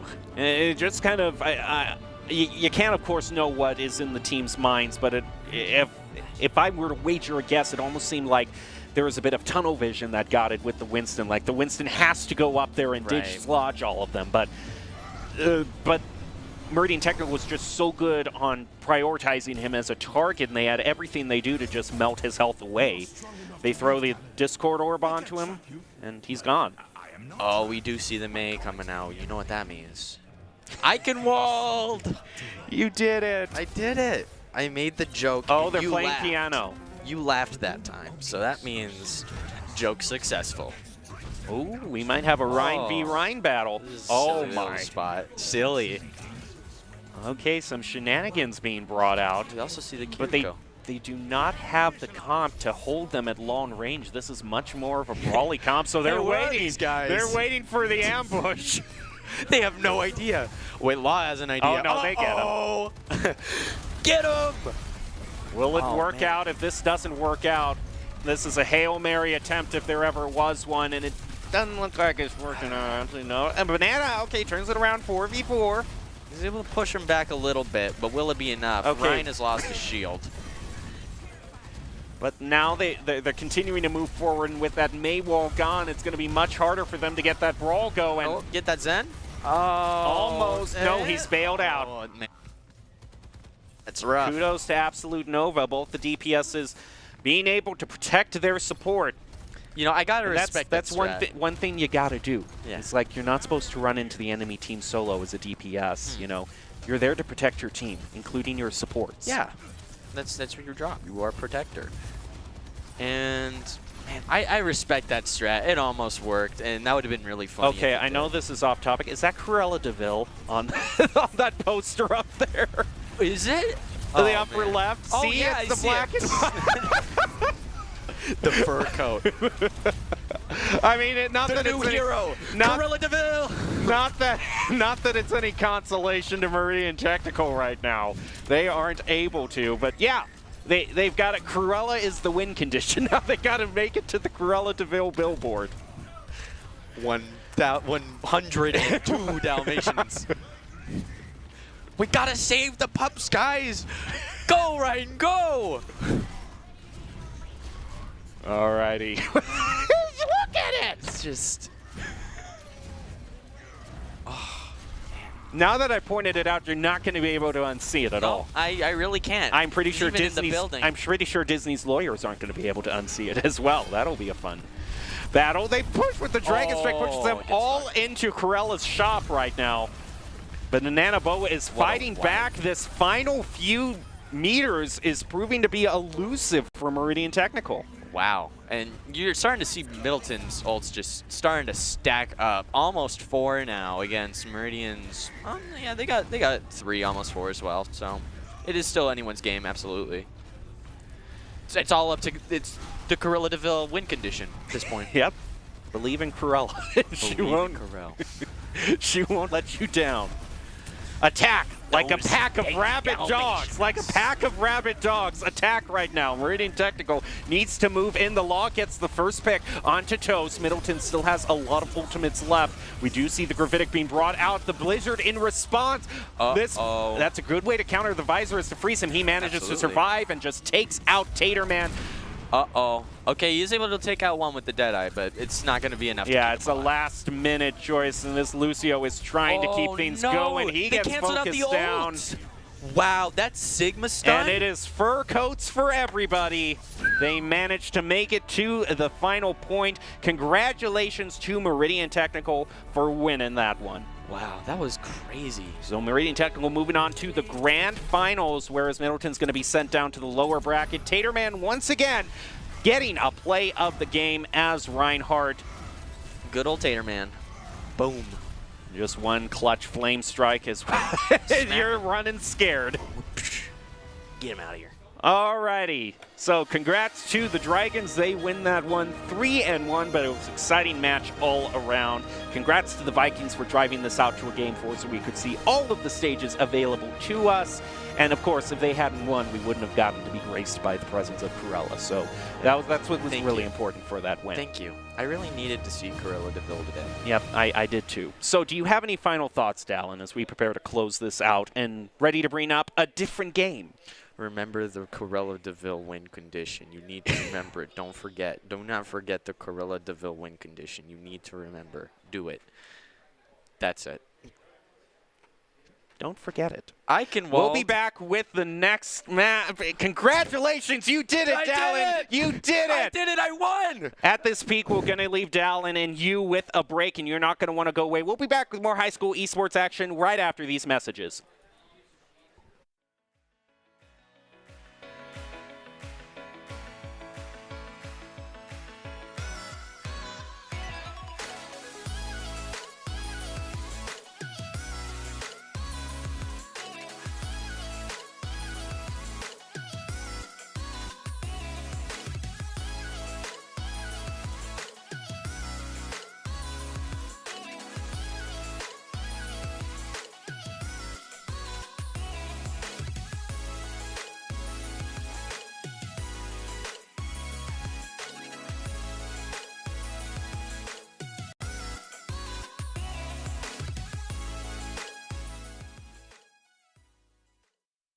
Protecting your customer journey from fraud is critical. According to industry analysts, Count's AI-driven platform is the leading solution. From account login to digital payments, Count is recognized for both its customer impact and technology excellence. Learn more at count.com.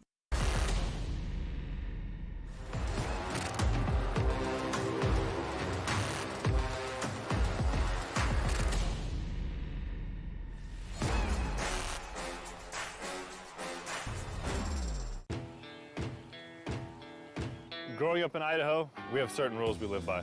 First rule, camouflage never goes out of style. And always buckle up. Seatbelts save lives.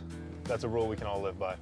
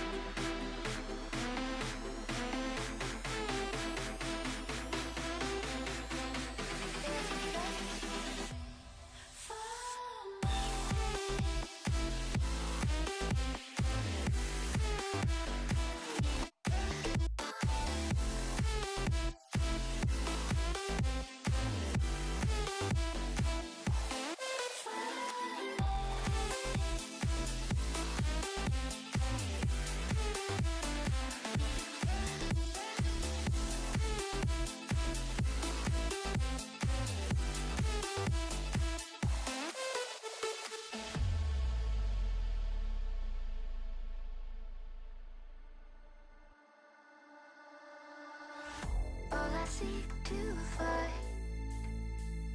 is a world that's mine. Need a place to hide. Will you free my mind?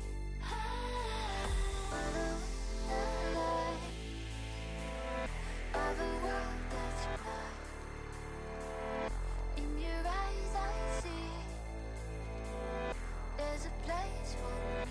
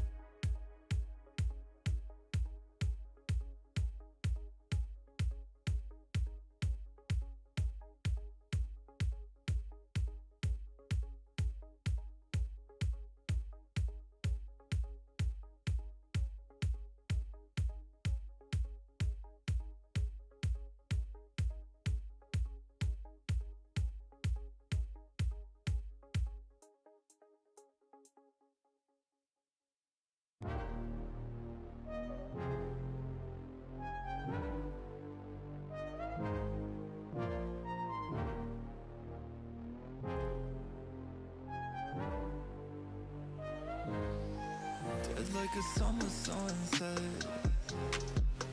Doing things that I shouldn't, but it helps me reset. I'm fucked up, but it's fine, yeah. Anything to forget that it's all in my head. In my head, my head, my head. In my head, my head, my head. Get out of my head. Get out of my, get out of my head. Get out of my, get out of my head. Get out of my, get out of my head. In my head, my head, my head.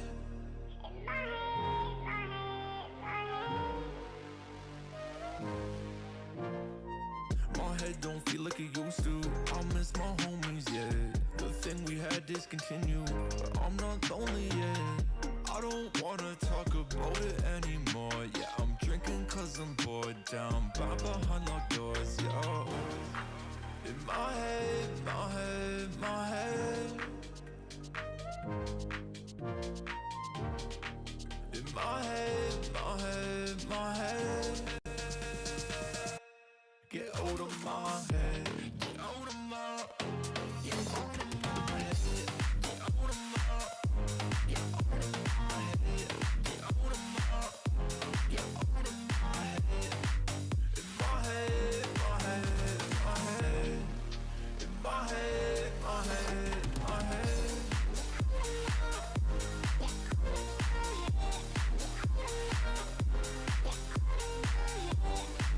In my head, my head, my head.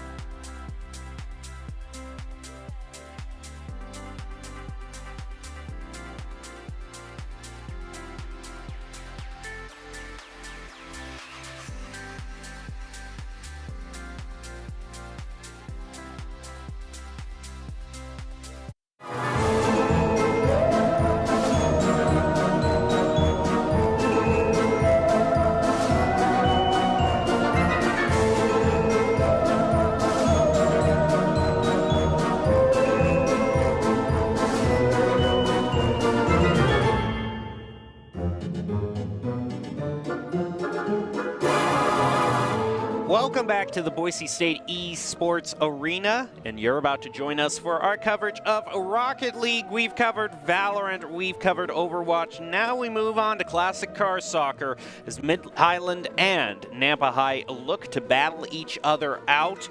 I'm your host, Jacob Jem Palmer, joined by Colin Majunking, calling all of the action for you today.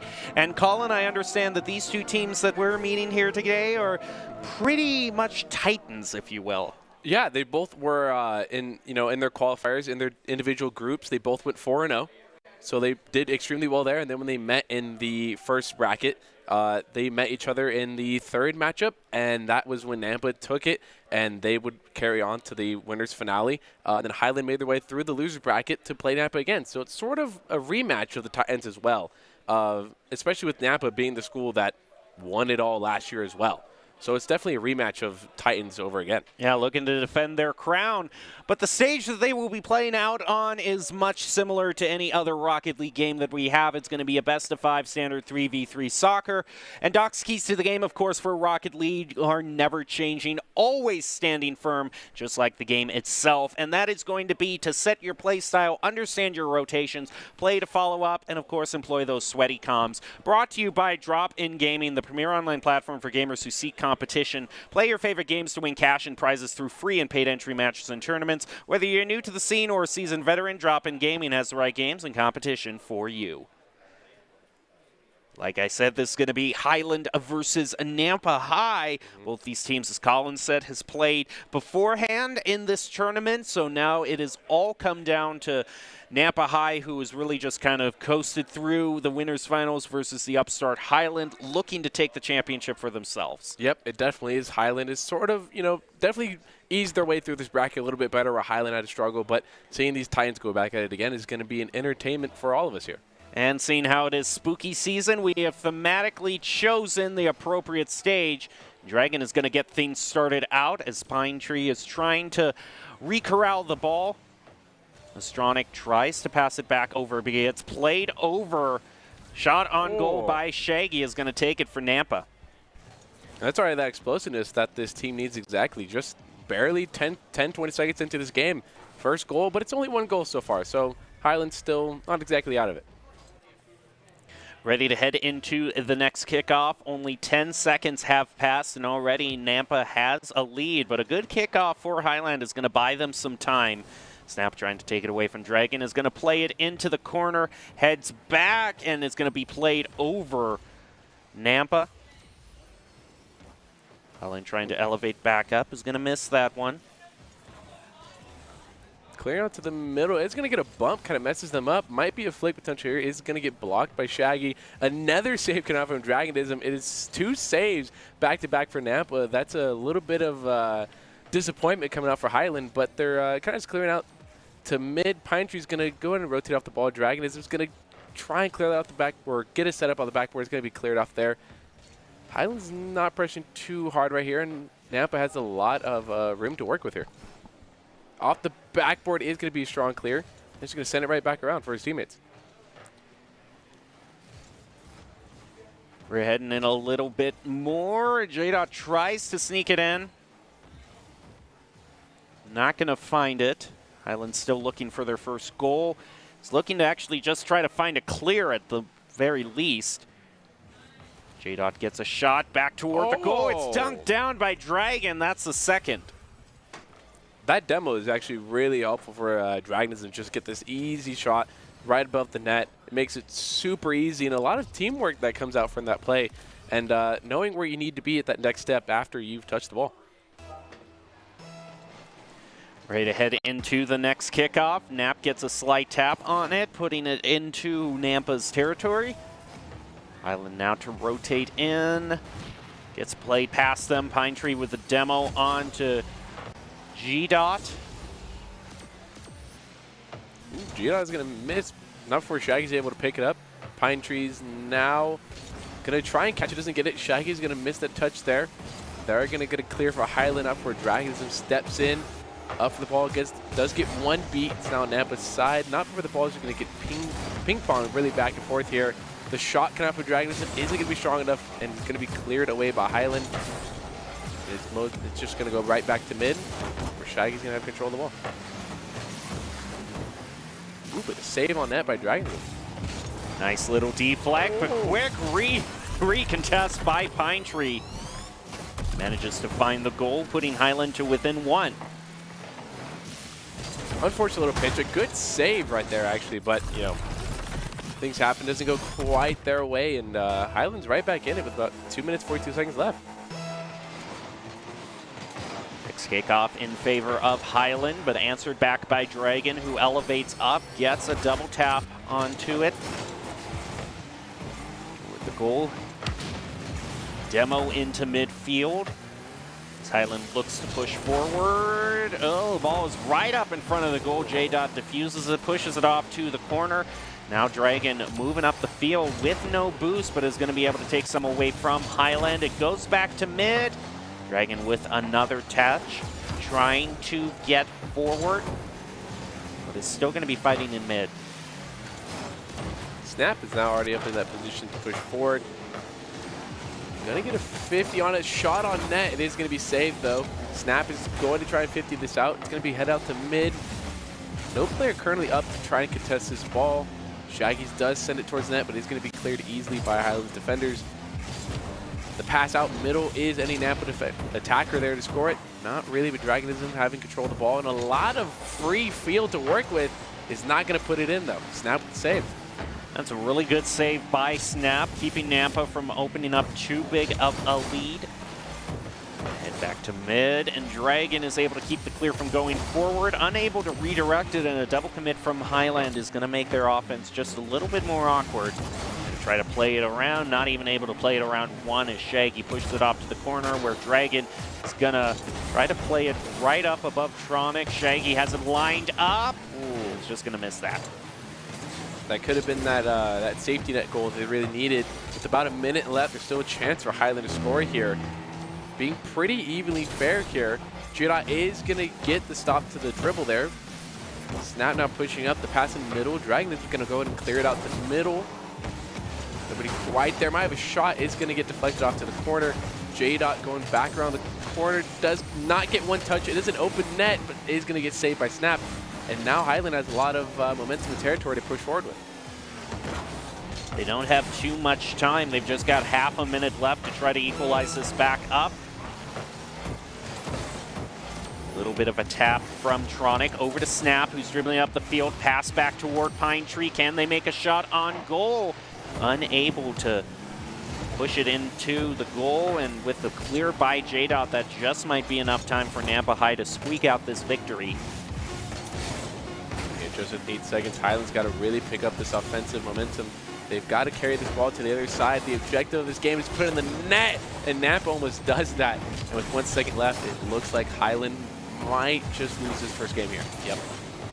That's going to be the first game won for Nampa, so they are well on their way to taking this whole series. Once again, this is Highland versus Nampa High in the grand finals of our Rocket League Championships you see here. How everything worked out in terms of shots on goal and what actually was scored, and the only thing Highland was really able to find was just a goal kind of out of the corner. Everything Nampa did, they were able to center it up pretty darn well. They had the advantage in side control. Overall, looking like the slightly stronger team, but anything can happen with Highland. What do you think Highland needs to do specifically in order to bring this back? They could follow a little bit of the path that Nampa's has set out. Their defense is really strong. They have gotten a lot of saves, but one of the goals Nampa ended up scoring was a demolition goal. Right, it was a pretty easy save for the defender that was in net if they were in net. You can't save the ball if you're not there to save it. So, you know, perhaps getting a couple demos, and not just demos to score a goal, but demos to mess up rotations as well. That could just also be an avenue to open up a lot of territory for your teammates to work with. All right, we're going to head into the second match. Highland versus Nampa, and see if Nampa can't continue on their winning streak. Trying to end this all in a sweep, but we shouldn't count Highland out. It was only a 1-goal game, and I have a feeling that we aren't going to see any major blowouts in the grand finals. Both these teams undefeated up until now. Let's see how they do. It is that best-of-5 series, so if Nampa does win this, they put it into match point as well. J-Dot now with the shot at the backboard, does get the second touch, is not going to be able to put it in net, and no teammate's going to be able to follow up. It's going to get the back pass out to Shaggy. Shaggy's going to opt to just kind of carry it across the field. J-Dot trying to pick up on it. Does get a flick around one defender, nobody there. However, it is going to be clear for Highland. No offensive gain for Nampa here. J-Dot starts out the play. Pine Tree dunks it down toward the ground. Snap comes in. Dragon, Tronic is able to beat him actually in that 50-50. It's taken it away from him. Ooh. Snap also almost gets a shot on goal, so Highland's showing a lot of determination and side control to start things out, and that's going to turn into the first goal. That's exactly what Highland needed. Kind of this this first goal sets their precedent for they're still in the game and they still want to win here. Just catches Nampa out in an awkward position and, you know, get him on the beat, play with speed.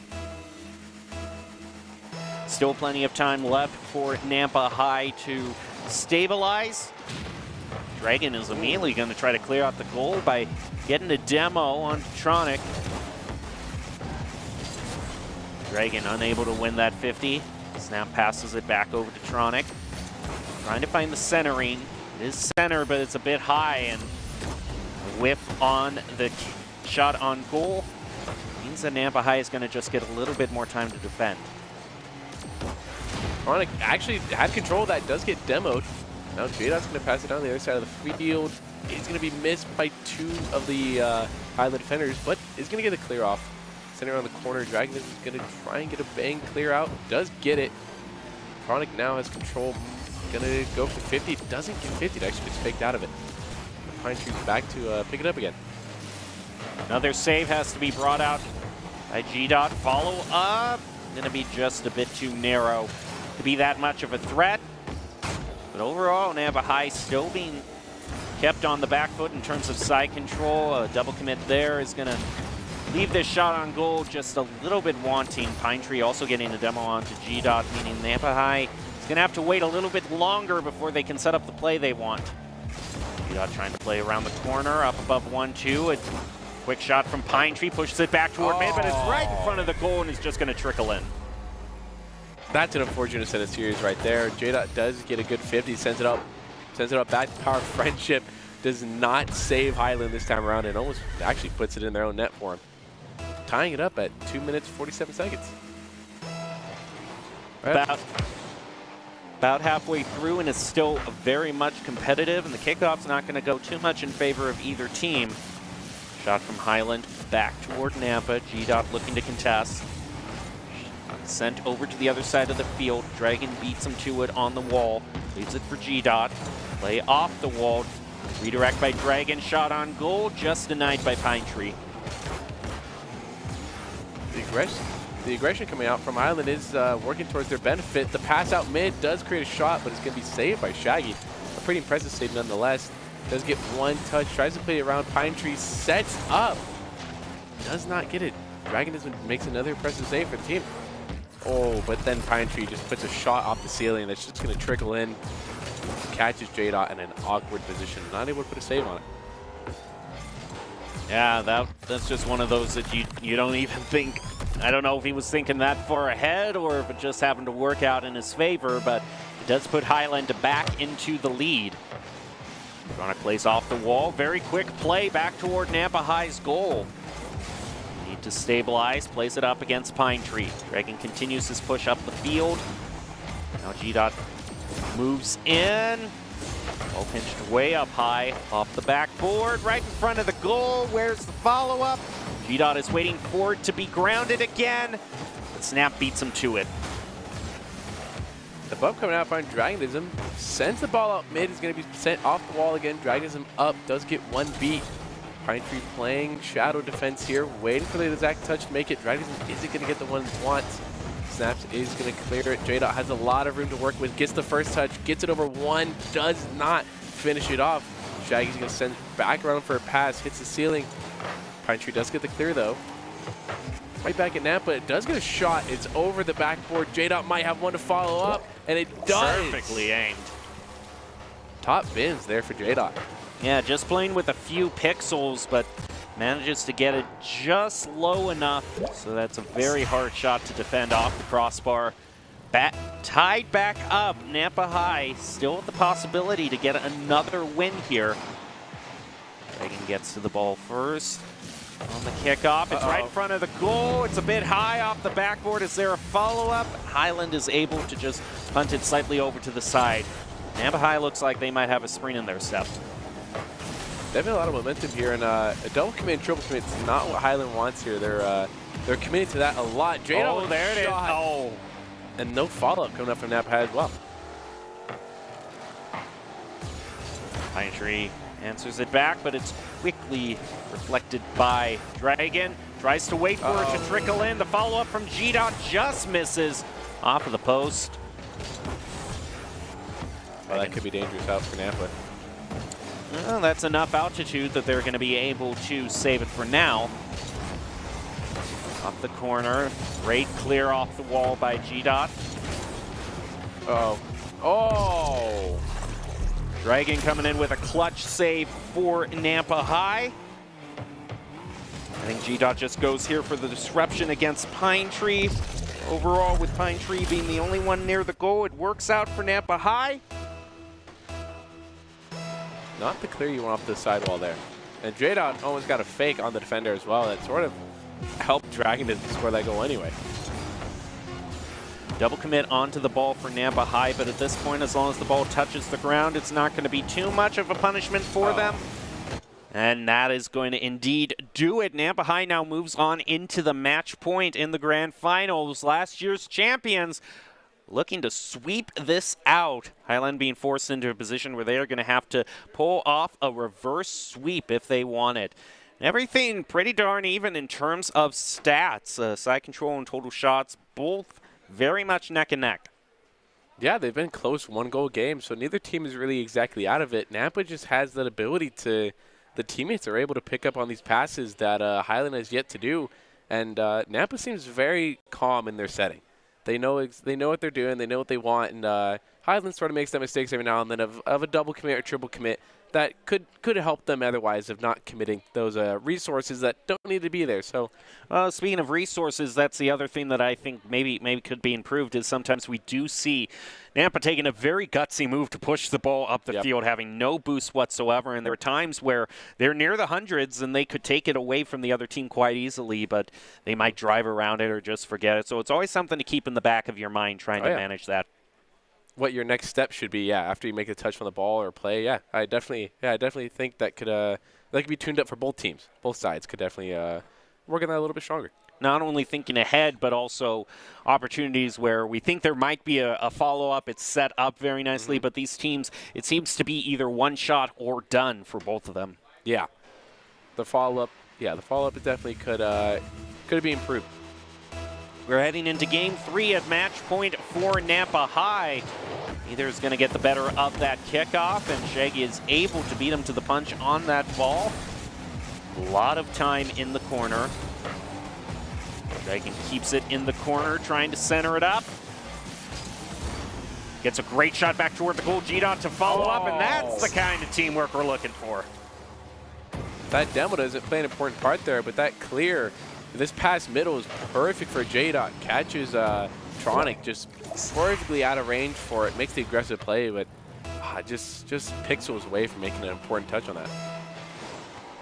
Most of the time, it's only been a one-goal lead for either team, so can Nampa High be able to defy the trend and able to get a two-goal lead? J-Dot to set it up. Shaggy is waiting. Tries to kind of backflip it into the goal. Not going to find it. Dragon takes it away from Tronic. Gingerly clear from Pine Tree. And there's actually the first demo that I've seen Highland really aggressively go for. And a pass out middle is going to get cleared by Dragon. But Tronic has control of the ball in the corner. Could be a pass out for the teammates. Is going to get one touch. Could set them up. Pine Tree is not going to be able to finish on the ball. And Nampa High is going to go and clear it out the midfield. Shaggy picks up the side boost. 50-50 in favor of G-Dot. Actually not quite in favor. It looked like he might have gotten it, but it's Dragon who has to bail him out on the clear. Tronic is able to play around one. Pinch from G-Dot back over, and there's one demo back in favor of Nampa High this time. Taking Snap out of the mix, tries to take advantage of it, but it bounces off the post. G-Dot decided not to commit there, let Dragon pick up the ball. Dragons might have another shot on the net here. It does set it up. It is a little bit too wide to be a real shot on net. That doesn't mean, oh, we do have a triple commit for Nampa here. This could be the time for Island to take it back, but they are... they're pretty bunched up themselves. Yeah. They got to work that out before they can become aggressive. G-Dot back over to the side. Right now it is just all steady side control for Nampa High. Dragon actually gets a double. I was going for a pass off the corner.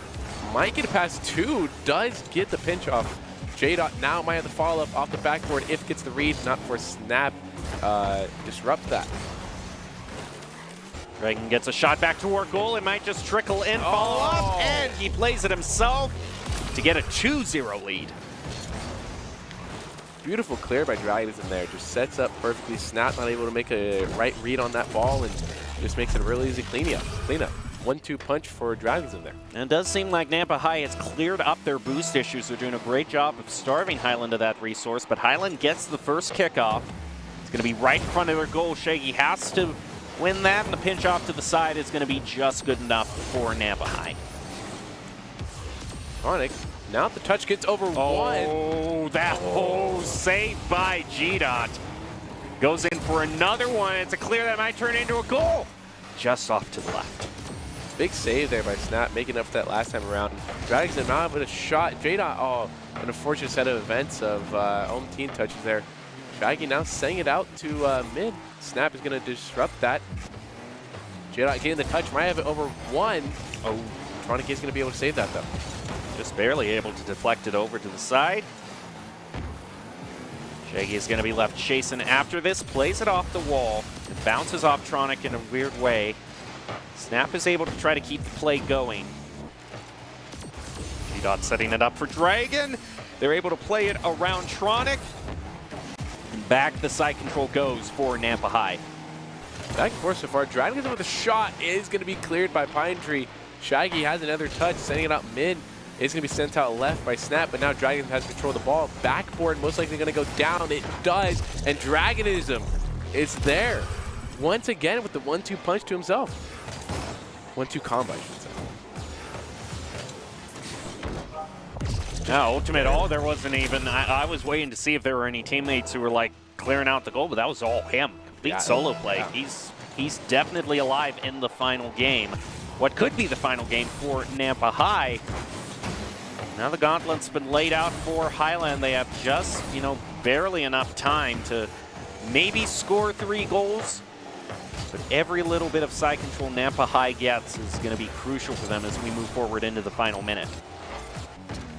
This last minute here, 3-0 is not the scoreline Highland wants to see here. They got to get on the offensive and make some aggressive play here. Don't be reactive, be proactive. And just as I say that, a beautiful shot might be cleaned up. 2 saves back-to-back by Nampa. What an incredible defensive sequence for them. And they're right back on the offensive. Now just 40 seconds left. That's just a little over 10 seconds for each goal, and that'd be hard to achieve at any level. Snap is going to try to do it. But it's into the wrong goal. He was trying to save that one. I think that's the final nail in the coffin. That's Dragonism again with that almost pure solo play. Those last 2 touches on net have been always him these past 3 goals. Well, congrats to him. He's gotten a hat trick for himself, and most likely the victory for Nampa High. We'll just have to see how these final 30 seconds play off. This kickoff's very crucial for Highland. If they can get a goal immediately here, it would keep their chances alive. Tronic pushes it into the corner. G-Dot is just barely able to push it back to mid. And a quick shot by Shaggy. I think that indeed does it. Just 10 seconds left. Nampa High has clutched this. Yeah, with these last 5 seconds, 4 goals is really hard to come by. Even with about a minute left, it could take forever for for 1 goal to be scored. But, as we say, that ball's going to touch the ground. And Nampa High is our grand finals winner for the first bracket. Congratulations for Nampa High, ending their grand final as the champions 2 years in a row as far as Idaho High School Rocket League is concerned. So now, as we're ready to look back at everything that we have for this game, do you have any thoughts on who is going to be the player of the game? And I think I know who it is. Yeah, I think we both have an idea of who it is. Dragonism is the obvious pick there. But, I'm going to go with the counter pick of J-Dot. I think J-Dot was also pretty important through that game. He had really good saves. Yeah, I thought J-Dot had a really good amount of saves and had enough goals spread throughout 3 games to definitely be a force to be reckoned with throughout this series. So my pick's going to be J-Dot. All right, we'll see who the player of the game is given over to. It is going to be Dragonism, and you can't really argue for the one player who managed to get himself a hat trick. Yeah, no, you definitely can't argue. The presence was undeniable in that last series of the game. So definitely a force to be reckoned with. That also was a very good play onto Pine Tree that we saw there. They were able to get the demo onto him, completely clear out the goal. But then there were other plays where Dragon was just playing solo, and he managed to do it. Making the threes game look easy. Well, the player of the game is brought to you by the Idaho Central Credit Union, who believes a great player makes a team more successful, just like how Idaho Central helps its members achieve financial success. Dragonism is going to be your ICCU player of the game, and congratulations to Nampa High for winning the Grand Championships. Overall, really being brought into their own in the third and final game. So as we prepare to close this out, do you have any final thoughts, Colin? I thought it was a good series. I thought as much as Highland battled those first 2 games, they really did battle. They really put a lot forward, and they made it those 1-goal games. It can be very discouraging on the on your moral and mental side when you go to game point and you feel like you've been so close every time. So I think they played hard and they fought their hearts out, and Nampa's just a really good team and a really strong team to fight against. Well, we'll leave you with the top 5 plays of the game, brought to you by the Idaho Army National Guard, who invites you to take your impressive critical thinking skills into real time. More than 10 jobs offering a $20,000 bonus and your degree of choice paid for. Idaho Army National Guard is one of the best teams to join out there. Reach out to them on Twitch at iGuard Gaming. We'll leave you with the top 5 plays for this game and be back with more esports action at the high school level right after this.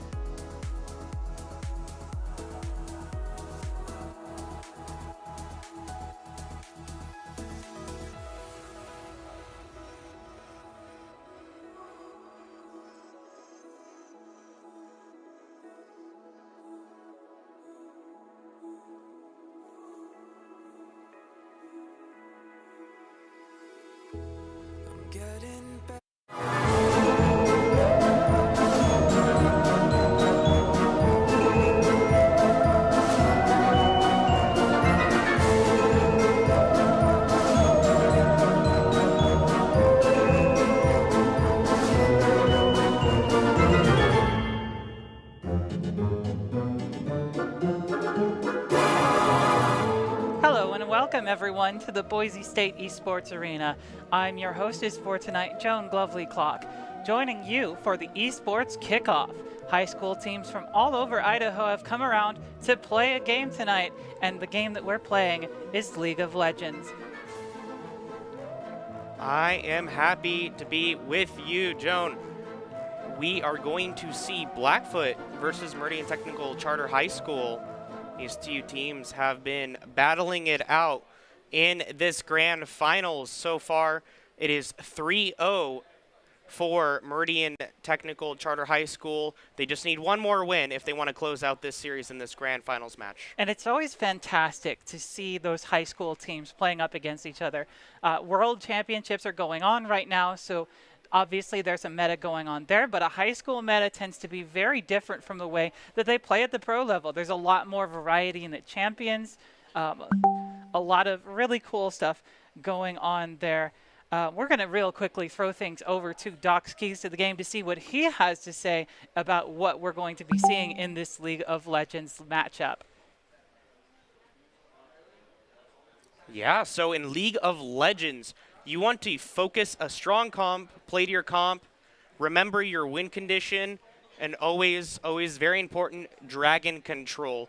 And I think those first two are going to be very important for the teams today. Definitely, you do need to draft around a strong focus.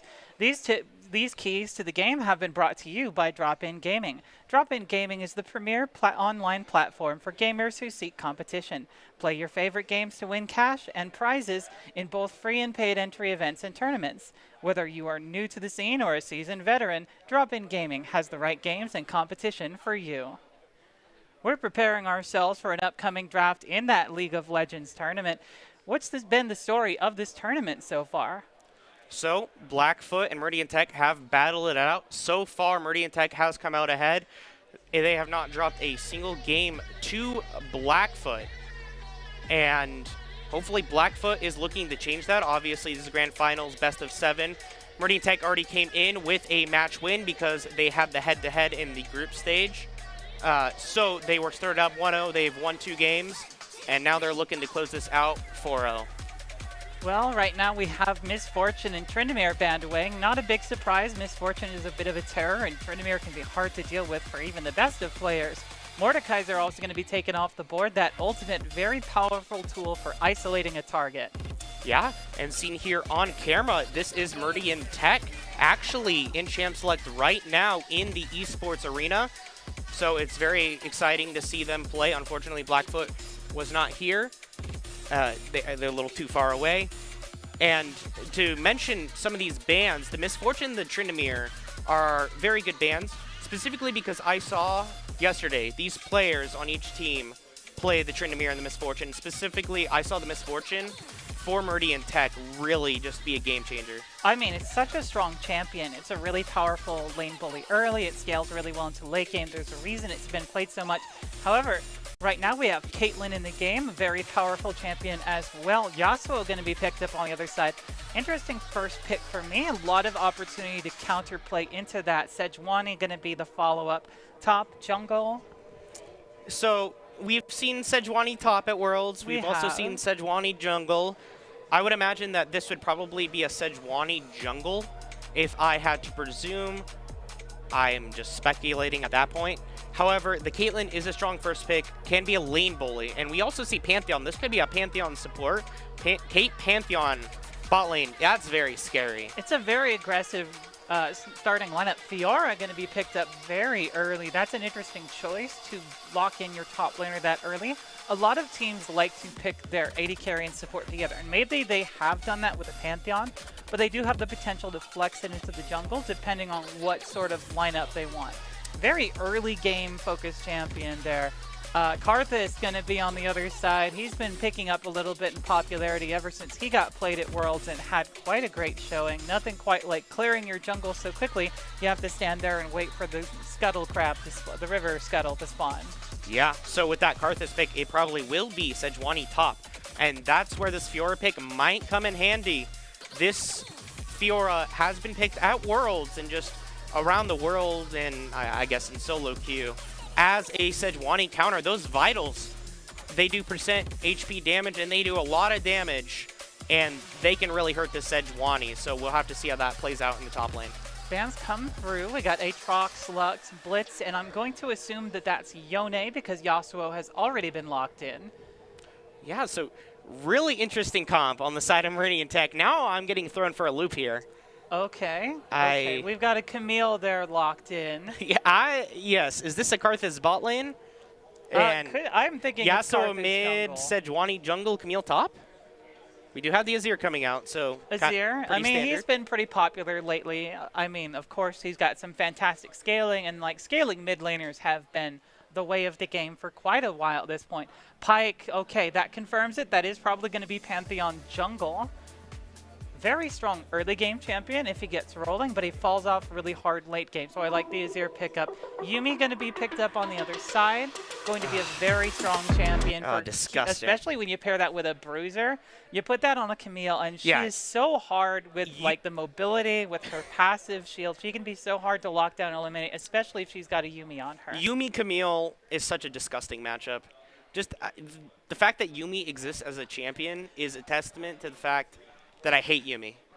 I'm sorry. I'm just going on rant. No, I understand. But I think Meridian Tech definitely is a smart choice that Yuumi pick can put on the Sejuani for extra crowd control. Could put it on Camille. Lots of good picks, and I think that Blackfoot's team composition leaves a little to be wanting. There's not really any tankiness on it. Yeah, that is definitely a concern. Looking at the lineups here on the screen, you can see that Blackfoot has not drafted a tank. They do have some defensive measures. Of course, the Emperor's Divide, they have the parry, they have the shield from Pantheon, but there's not a lot of tankiness. They're not going to be taking a lot of hits. All of that stuff is in very short bursts. So that's something they're going to have to be concerned about. I think when you have a team that's very high damage, high tempo, it's important to get ahead early. You want to get that early advantages. So when it gets to the point where your opponent's tanks are starting to be able to survive a little longer, you want your damage to be so high that it just doesn't matter. Yeah. And just for clarification, even though you do see the players of Meridian Tech playing in the background, there is a 3-minute spectator delay. That is just how the league client works. So with that being said, are there any other points you want to mention for either team comp? Well, I would want to talk about, like, how do you control objectives with these teams, right? Especially if you've got these aggressive teams. We are here at the Idaho Showdown League of Legends. It's a 5v5. They are playing 2 best-of-7. We're playing in at Game 4 here, Summoner's Rift, because what other map would we be playing competitive League of Legends on? Twisted Tree Line? Get out of here. Howling Abyss. This is, however, a single elimination game, so once you are eliminated, you are out. And these are the grand finals. Yeah, definitely happy that it is single elimination in this grand finals. We wouldn't want to do another best-of-7. However, when I was talking to both of these teams, they said, hey, in the grand finals, we want to do a best-of-7 because we just want to do as much League of Legends as possible. We just want to learn. We just want to have fun. We just want to play. And I really appreciated the enthusiasm both of these teams have had. I love that attitude. For me, like, whenever you go into a game of League of Legends, the goal is not how can I win? The goal is not how can I be the best player? The goal is what can I take from this to make myself a better player? What advantages can I find? Where do I see my strengths as a player? And where do I find myself struggling in matchups?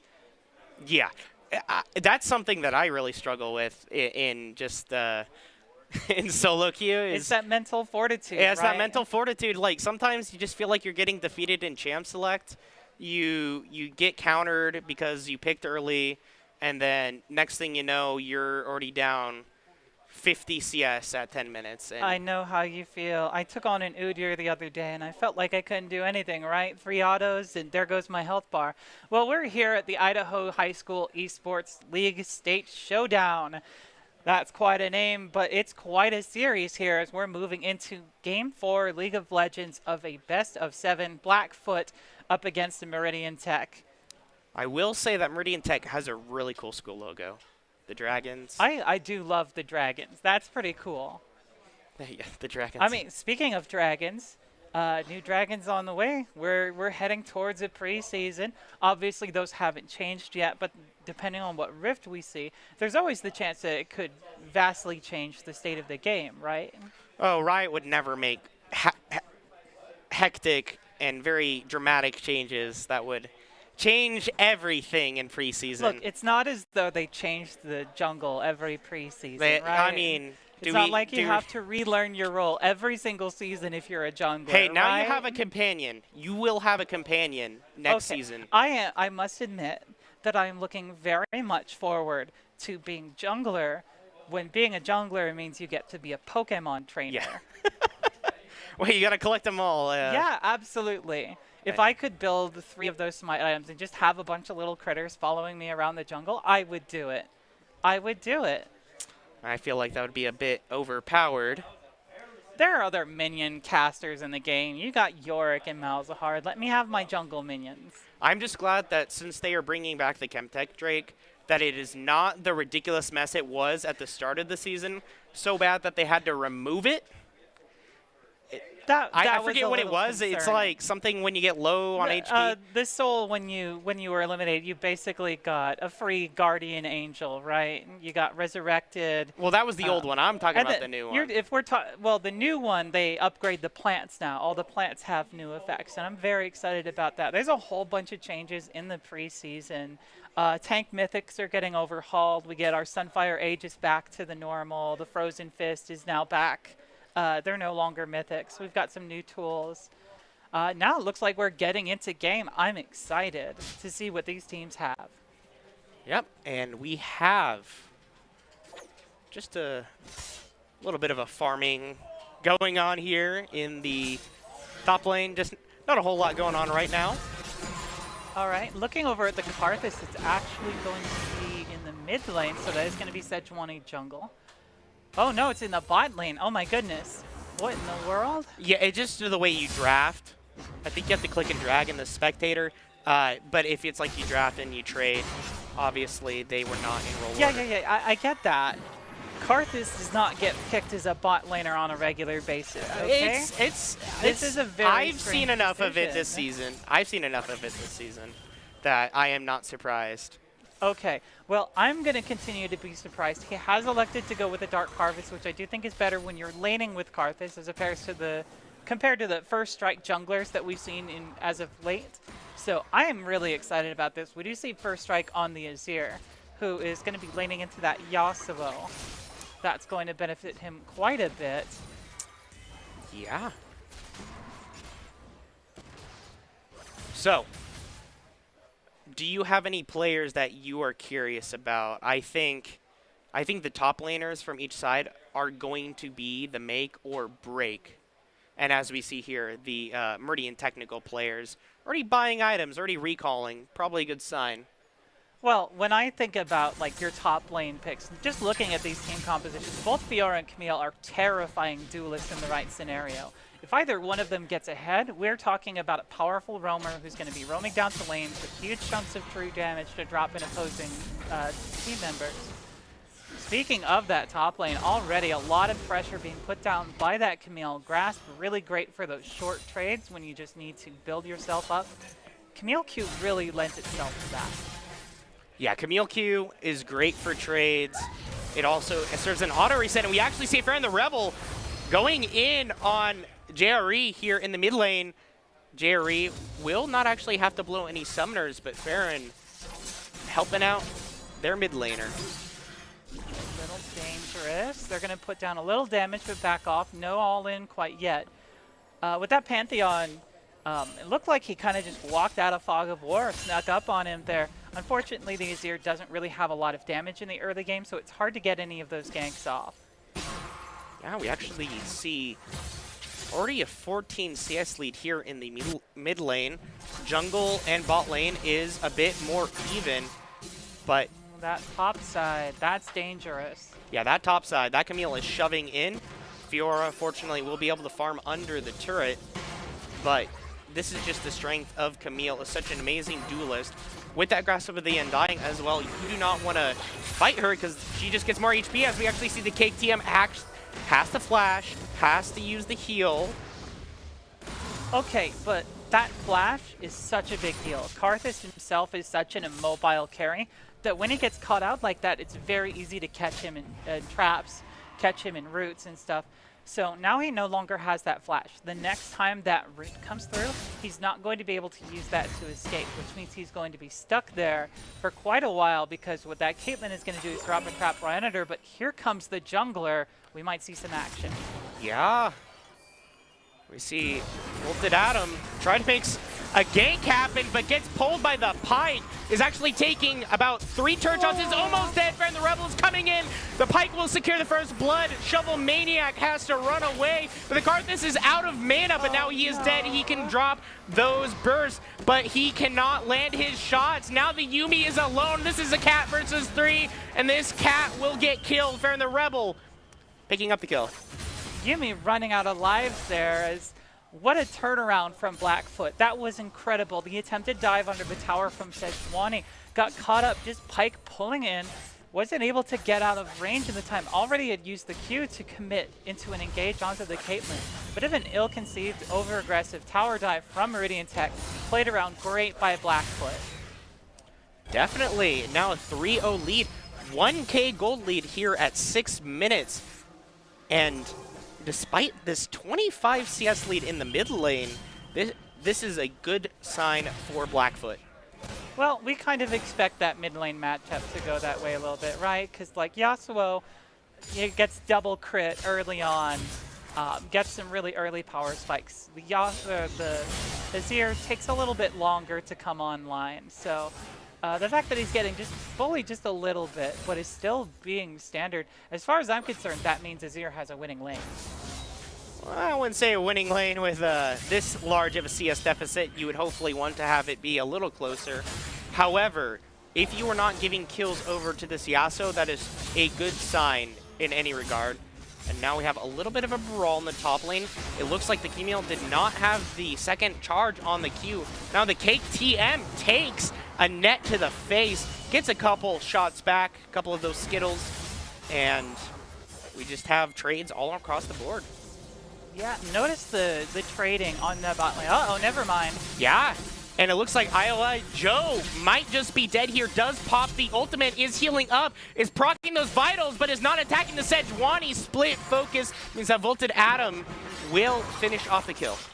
That's unfortunate. If I was in that scenario, what you do is you proc. Shovel Maniac is getting low. The Scorch comes through. The single target damage on the Karthus is incredible even this early in the game. Okay, I was not expecting that. I was not expecting that. The damage from the Karthus does scale exponentially, especially when you've got the Yuumi on you, using that W to boost up your damage. But certainly, that was a lot of burst damage for this early in the game. I was expecting that damage to come the other way when you've got 2 damaging opponents on the other side of the rift, but doing a great job there, the Cake. The Bola comes through the Glacial Prison and finds nothing. That's a big cooldown. You got to keep an eye on that one. Doesn't even have to commit the flash for it, just kind of a whiff. So Top Ramen is going to stay safe. That ultimate no longer going to be available here. Not a lot of successful ganks in this game. Yeah, Top Ramen is getting a little low on mana. Fear and the Rebel will secure this second blue buff. So this Pantheon is level 6, might look for some sort of ultimate. Looks like he is heading towards the mid lane, perhaps. And this Camille actually is going in, just takes a trade. Just trades top, mid. But I think Top Ramen is just fine farming. Looks like they're not going to commit to that gank in the mid lane. Not a huge surprise. Is maybe going to keep an eye on it. But when you have that wave shoved under your tower, it's really hard for the laner to be able to follow up on your engages, right? Because they need to get that farm to continue being strong. Ooh, not bad little push back. Top Ramen is still going to be taking a lot of damage. Is going to be very low on mana for a lot of the game.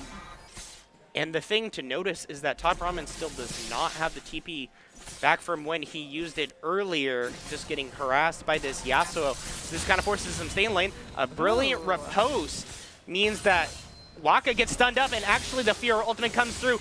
Will Joe be able to proc all 4 vitals? He will not be able to. and Waka will just walk away and actually re-engage, and there's nothing. No. The Hextech ultimatum comes through. The ultimatum served is that IOI Joe is dead in the top lane. When you're playing that Fiora, you gotta get all those procs. Twice now, both eliminations have been caused because he wasn't able to get all 4 of those procs, wasn't able to get that healing field up to keep themselves alive. So unfortunately, that is going to be another elimination. Meanwhile, actually, the Yasuo comes through, but the Emperor's Divide, but Yasuo just dashes through it as we do not get to see the rest of that trade, but Top Ramen actually does survive somehow. I think Dare as soon as he started taking turret shots, maybe decided to leave. didn't have to commit the flash, but did have to commit the Emperor's Divide, so isn't going to have that for future fights. That is something to keep an eye on as he's starting to get underneath that tower. Definitely, and now farming under turret Azir is not the best. Does manage to get at least one more of those caster minions. As we look at the CS lead, very minor CS lead for the side of Meridian Tech in the bot lane. And really, again, this is just leads accumulating in the top and mid lane for Meridian Tech.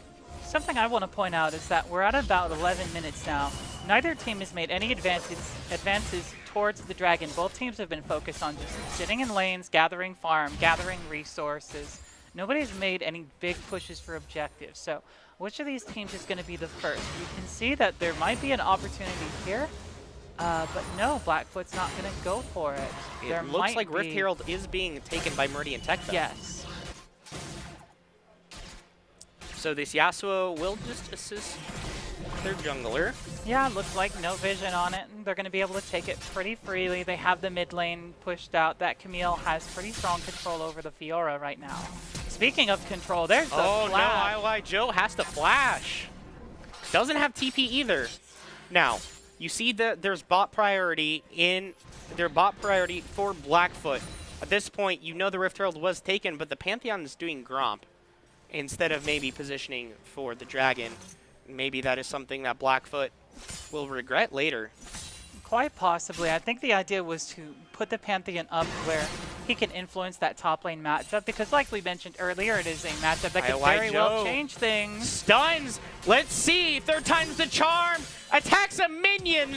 And the Hexite ultimatum comes through. Just needs one more! Gets the healing field! And now the Pantheon, Baron the Rebel, does secure it. And IOI Joe finally kills Waka. Although it was not a solo kill, but hey, we take it.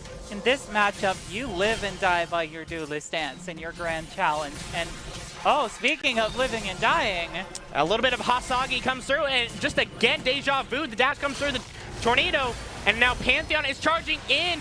The wind wall will not find anything, and now JRE might get executed. Baron the Rebel is on a killing spree, but now the Karthus ultimate is coming through. That is a shutdown for this Karthus.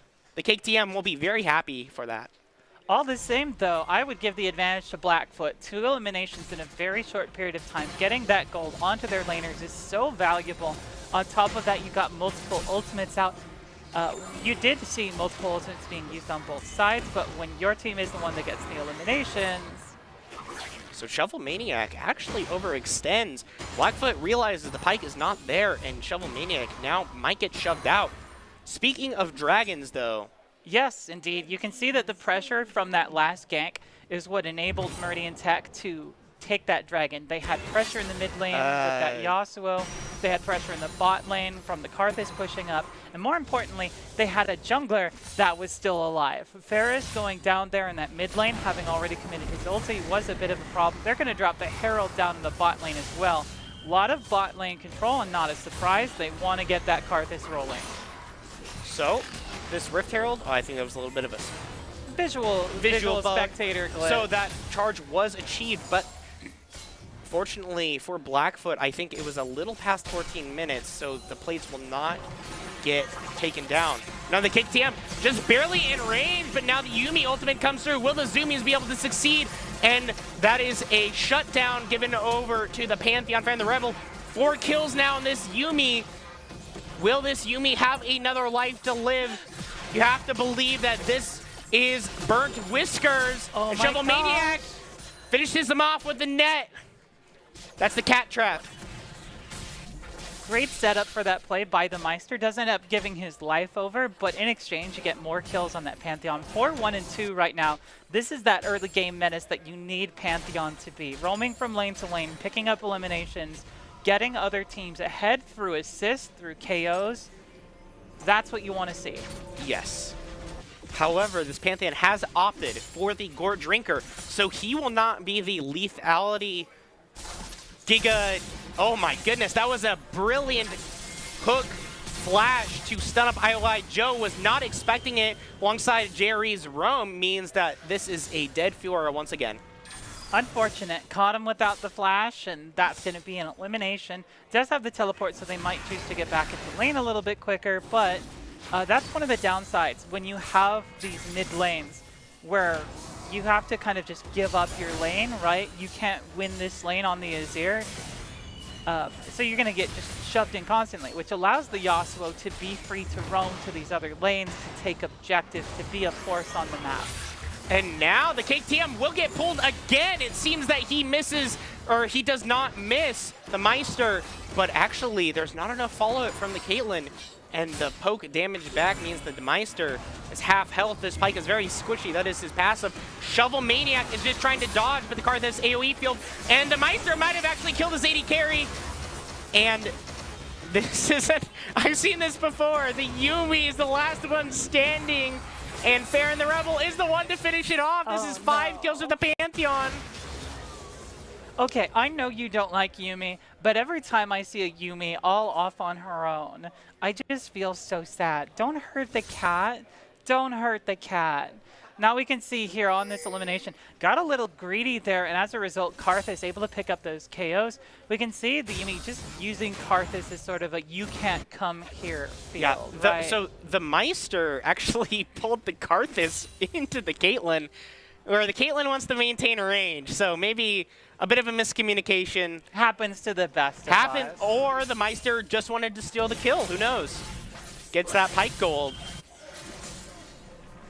I mean, hey, the Pyke still got the elimination and still passed that extra gold onto the Caitlyn. So it's not a complete loss. No, obviously. I mean, it wasn't 2 for 2. IOI Joe being very respectful of this Camille. Yeah, commits the flash, but might pay for it. Is able to dodge away. That could have been very dangerous. That hook shot. As far as I'm concerned, maybe that cooldown should be a little longer. Farron the Rebel is coming up, but actually we'll get caught unaware. This is level 12 to level 10. It might be a 1v2, but the Fiora is just farming. Farron the Rebel actually doesn't take that much damage. We'll spot out this control ward. Just gonna clear that vision, and that's what would make that. Oh, Shovel Maniac gets slowed, gets bursted, and gets killed. And the Meister could do nothing but watch as their ADC evaporated to the power of this very disgusting bot lane. And that's the downside of not having a tank. You don't have anyone that can really peel folks off of you, can resist that damage for you. The Pyke may be aggressive, but they are getting very punished for this overly aggressive choice. Definitely. The Meister is 2-2-5, so that is pretty impressive scoreline. However, the AD carry is suffering due to the lack of a tank support. I mean, like, even if you just had the tank in another role, you would have something that would be able to survive a little bit more later in the game as this Karthus continues to scale up, continues to get in that 2v2, the tank from the top lane is not coming down to the bot lane. However, this is Meridian Tech setting up, has the priority, and we'll get this second Drake unless somehow it gets stolen. I mean, mid priority is always going to go over to Blackfoot. We have an engagement in the top. Uses the ultimate, but decides that Camille looks better without any of those vitals procced. Yeah, a little unfortunate there. Had to burn both the flash and the ultimate in order to survive that entire thing. The hook shot just kind of being this constant threat. If you miss that riposte, oh my goodness. And we've already seen that Waka has pretty good Camille mechanics. Had a hook shot into the dash flash. So barely any reaction time. Waka is just tanking this Fiora damage because this Fiora is so far behind. I wouldn't say that far behind. Doesn't have a mythic completed, that's for sure. That's going to be a bit of an issue. We can see the Iron Spike chain whip and a Tiamat. So has opted to actually go for 2 very strong components. We do have the Rebel actually flashes in on Volted Adam. Volted Adam is a tanky Sejuani though. Has armor, has the Sunfire. and it looks like that Blackfoot is taking more damage than they are giving. And now IOI Joe doesn't have the ultimate. Waka will finish him off. That is a nice Emperor's Divide to buy some time. But now JRE is here, flashes in, finishes off Farron the Rebel. Farron the Dead, top Ramen has to flash away. All things said, only 2 eliminations there, but that was a great catch out there by Meridian Tech, able to find out those key targets. We're just going to take a quick look at that play one more time here.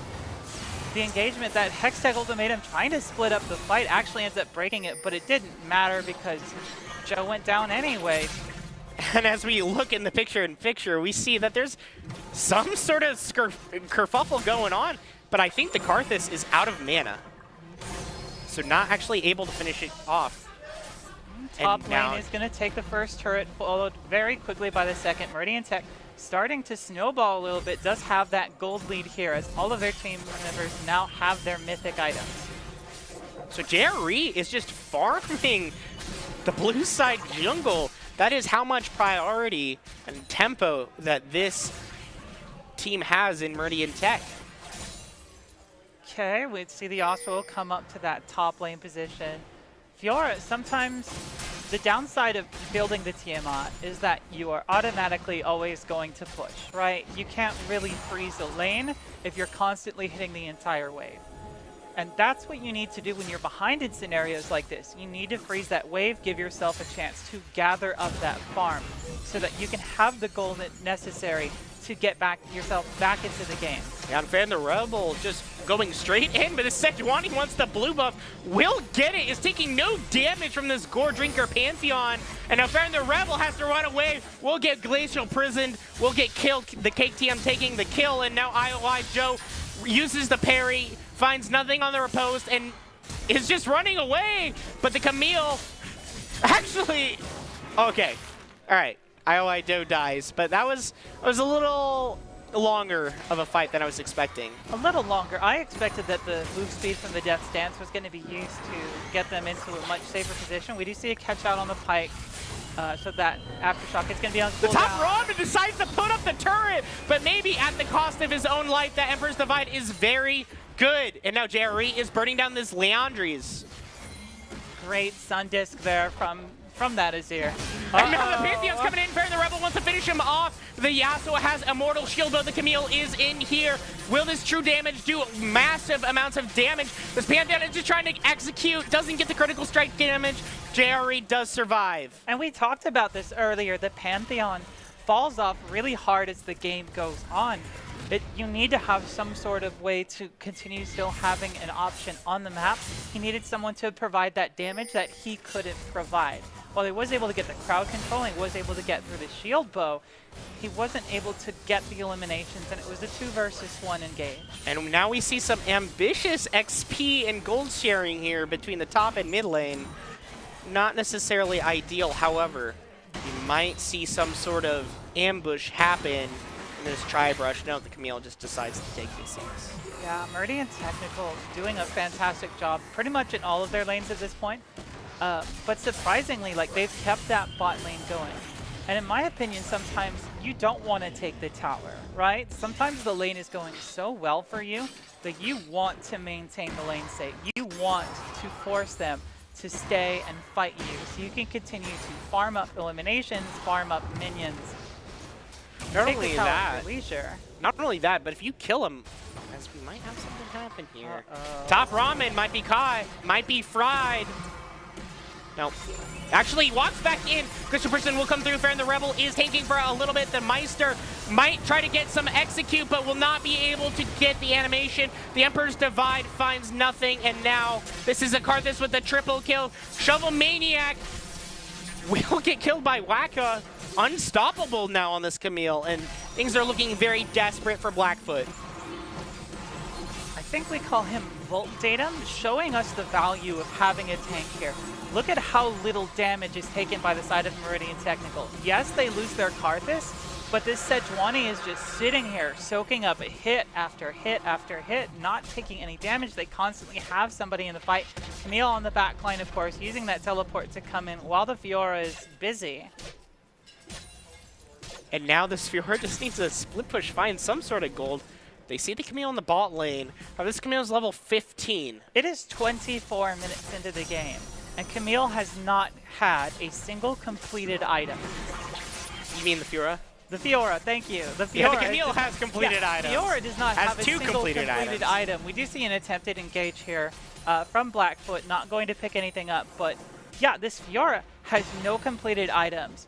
Even though it was theoretically a very good matchup, just because like the passive damage from Fiora does get around that adaptive shield from Camille, you're not doing enough damage, you haven't committed to a playstyle, you haven't finished a mythic, you don't have that big power spike that the mythic has, and as a result, even though this Fiora is so strong, she's not able to find the snowball that she needs to be effective. is looking for the 1v2.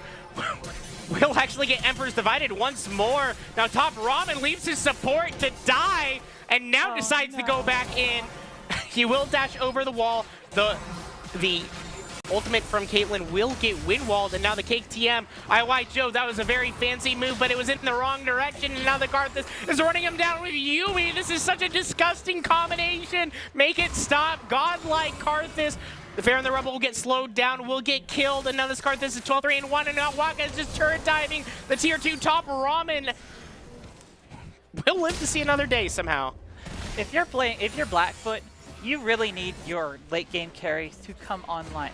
But at this point, both of them have struggled so much in their lanes and have fallen so far behind that they just can't keep up. They don't have the damage that's necessary to get through Meridian Technical's health bars, and that's going to give them full advantage to that Baron. Got 26-30 on this Baron, so reasonable, respectable. There is a Grand Starfall, so if Blackfoot is able to get a ward down, they might be able to drop Baron right in the middle. Nope. Looks like they're going to just pick up the Baron for Meridian Tech. I think at that point, you're just donating another kill over to Meridian Tech. Maybe, but there's always the chance of like a Baron steal, right? You know, legends never die. It's not over until you admit defeat or until the Nexus explodes. Even then, you can refuse to admit defeat. I don't know. I don't know. Like, you can live in denial, right? I live in denial every day. Shurima is theoretically based on, you know, Egypt, so there's Shurima is right still there, the greatest right? empire in Runeterra. Yeah, definitely. It definitely didn't, like, peter out ages ago, only to be recently resurrected by a chicken man. Chicken man. Honestly, I really want, like, you know the Galio chicken skin, that chicken suit skin? I want that for Azir. Kentucky Fried Azir. Yes, give me chicken suit Azir. Give me, gosh, you can't really take Birdie out and make that into a fun pun, can you? But speaking of, Jerry might have bitten off more than he can chew. He only gets one knockup, and now this Yasuo cannot survive the 1v4. That is one Baron buff and a shutdown for Blackfoot, but Blackfoot, the Cake TM actually will die, gets executed again. That is a 1k shutdown. More shutdowns going through, but this Karthus ult will come through. And it's Caitlyn! Why are you standing right there? That is quadra kill! Did you see how much damage that did? Holy cow! That was almost a Karthus pentakill from the death. They are going to keep one alive just barely. Let's take a look at this fight again as we can see the engage onto this backside. Cake is just dealing so much damage this whole time, right? You do manage to get that elimination, but he's sitting there splitting up the team in that ultimate. Watch this. Look at that damage. Well, the Shovel Maniac just stood there. Oh I don't know. I mean, sometimes there's only so much you can do. I suppose that's true. I mean, it's not like you could dodge a Karthus ult if you don't have some kind of I was talking about the invulnerability Karthus Q. The Q is absolutely something they could have dodged. Looks like it's not going to matter too much. Meridian Tech is going to end up taking a couple inhibitors for themselves with that Baron power play as they continue to push on into Blackfoot's base. Yeah, so right now I'm just looking at Karthus' items and I'm wincing in pain. Just looking at that and imagining if I were playing against that. I'm just quietly saying goodbye to solo queue. Goodbye. You know, because you just know that the viewers at home are going to want to emulate this. The Yumi Karthus, right? And like, as far as I'm concerned, the two, they both have great synergy, but they also really, really don't. Because a lot of Karthus' value is the fact that when he gets eliminated, he gets to sit there and just dump out his entire kit. Well, for a period of like 5 minutes. It's a 2-for-1 combo, and this will be Infernal Soul. For whoa, And it looks like Derry is going very deep. Actually, we'll get out. Okay, just gets bounced all over the place. Now Glacial Prison on Fair and the Rebel. And for now, Blackfoot will retreat. I don't know if they want to take this fight with the Infernal Soul, but they might have to because they get slowed. Oh my god, that is so disgusting. And now, IY Joe, I've seen this many times. Can they get the proc? They can't get the proc, but will it be enough? They walk out of the healing field. Why would you do that? That's unfortunate. And we see Yumi steal a kill on the Pike. Fair and the Rebel has a tall task ahead of them. Now Shovel Maniac on this Caitlyn has a Kraken Slayer, doesn't have the Lord Dominic's completed quite yet. However, the Yasuo will be ulting on the Kate, and this Caitlyn will just have to retreat back into the fountain. Actually, Camille gets shut down by Fair and the Rebel. Fair and the Rebel is walking straight into the team of Meridian Tech, though. Caitlyn will come through, will not find anything, gets blocked by Sejuani. Maybe a little too late at this point. Meridian Tech advancing. They are getting halted here. They do still have that Baron buff. No, that's going to be taken out. Oh Goodbye. no. Adios. Oh my goodness. That's disgusting. That's absolutely disgusting. Yeah. Oh, and it looks like the Pike will get one execution. Will he be able to find two executions? They've only found the Yasuo so far. IOI Joe has to flash back into the fountain, and they're just attacking the base. They're ignoring the Caitlyn. I mean, they're not doing enough damage to really be a threat here. All of the focus. IOI Joe is trying so hard to kill this Karthus, but it's not going to happen. The Meister has to jump back in the base. Blackfoot just has to keep on jumping in the base, and they're respawning. Fair and the Rebel uses the Gore Drinker. Is trying to clear the minions, is trying to kill, and it's not enough. You know, it's unfortunate. You build your entire team comp for offense, and it's just not enough damage to deal with those tanks. So Meridian Tech will win the grand finals of the League of Legends tournament 4-0 against Blackfoot. And congratulations to Meridian Tech. Not to say that Blackfoot was a bad team. We saw a lot of really great plays in there. I really liked the Pantheon early on. I think you just needed something to use the Pantheon to push that ahead. Definitely. The Pantheon went the Gore Drinker while getting ahead, and then I think if that Pantheon goes lethality, maybe is able to pick up a few more of those kills. Could have seen it go the other way. Definitely. I do think, though, that we have plenty more to see today, right? Yeah, maybe not any more League of Legends action, but I do think we have a lot more high school esports action that'll be coming to you. But first, we're going to take a break.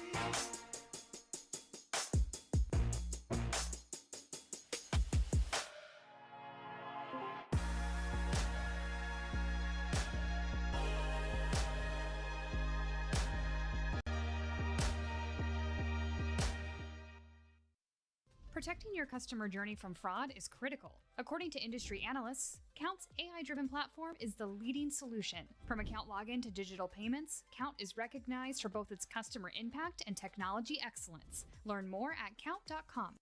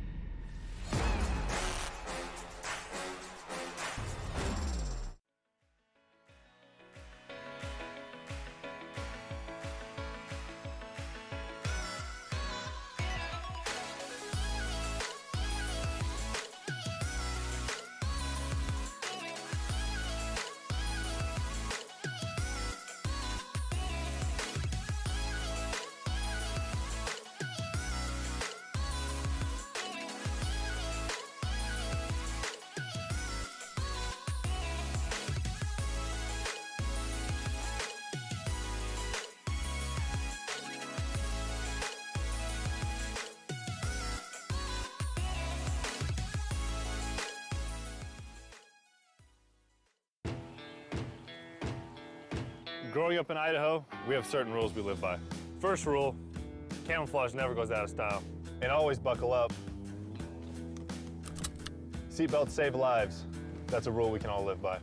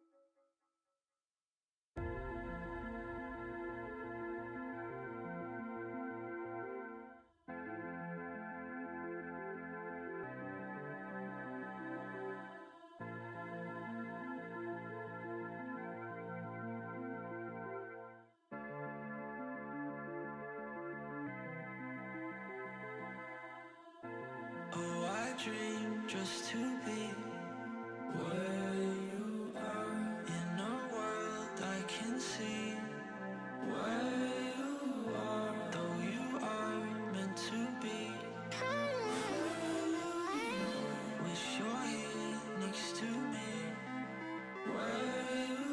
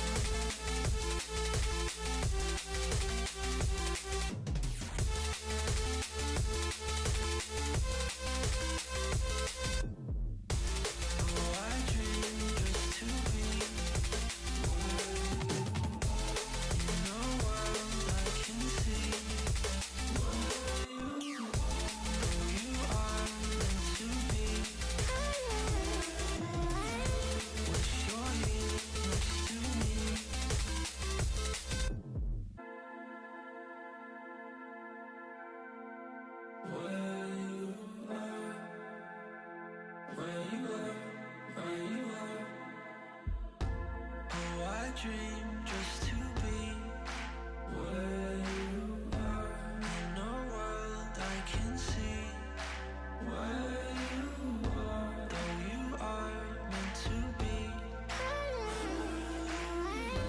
Wish you're here next to me. Where you are.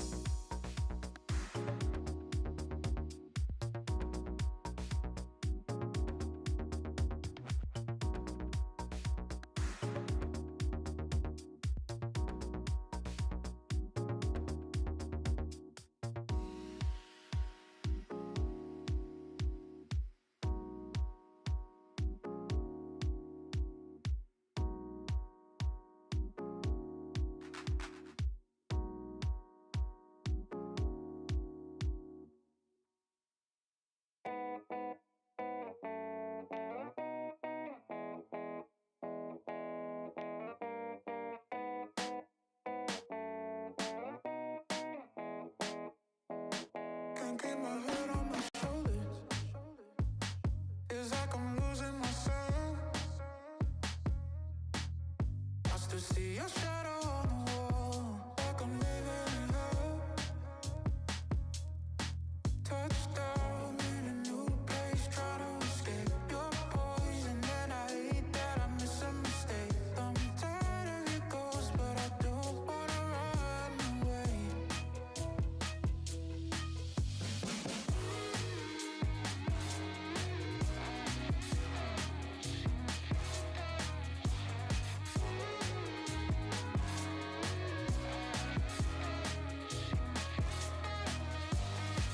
I can't believe I fell for all of it and it was a show.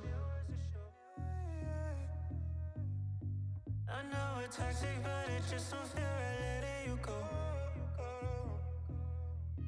But you play a game, I can't escape. I'm caught up in the middle. You're running through my head, and all the things we said. I wish I could forget you.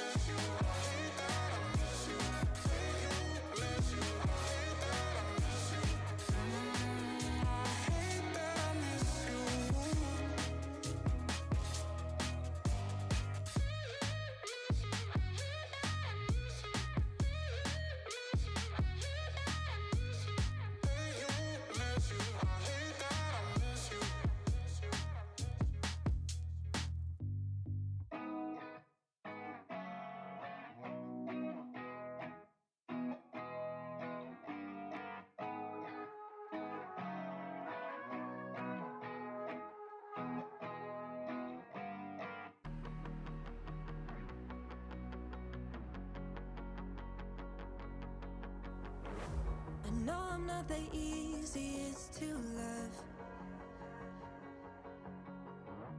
I thought I would at least be worth a shot. Instead you gave up on me 2 months in. 'Cause my flies were too hard to deal with. Did you even love me in the first place? In the first place? If you did, we wouldn't be in this place. In this place, I wouldn't be here trying to say I'm sorry for parts of me. Did you even love me in the first place? In the first place?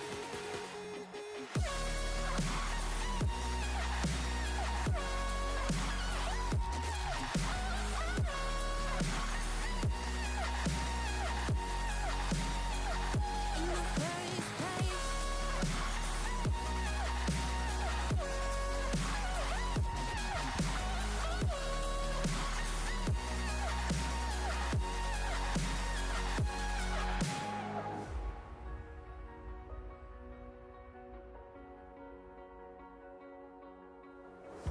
I know I jump into things too fast. I thought I could trust you right off the bat. Instead you turn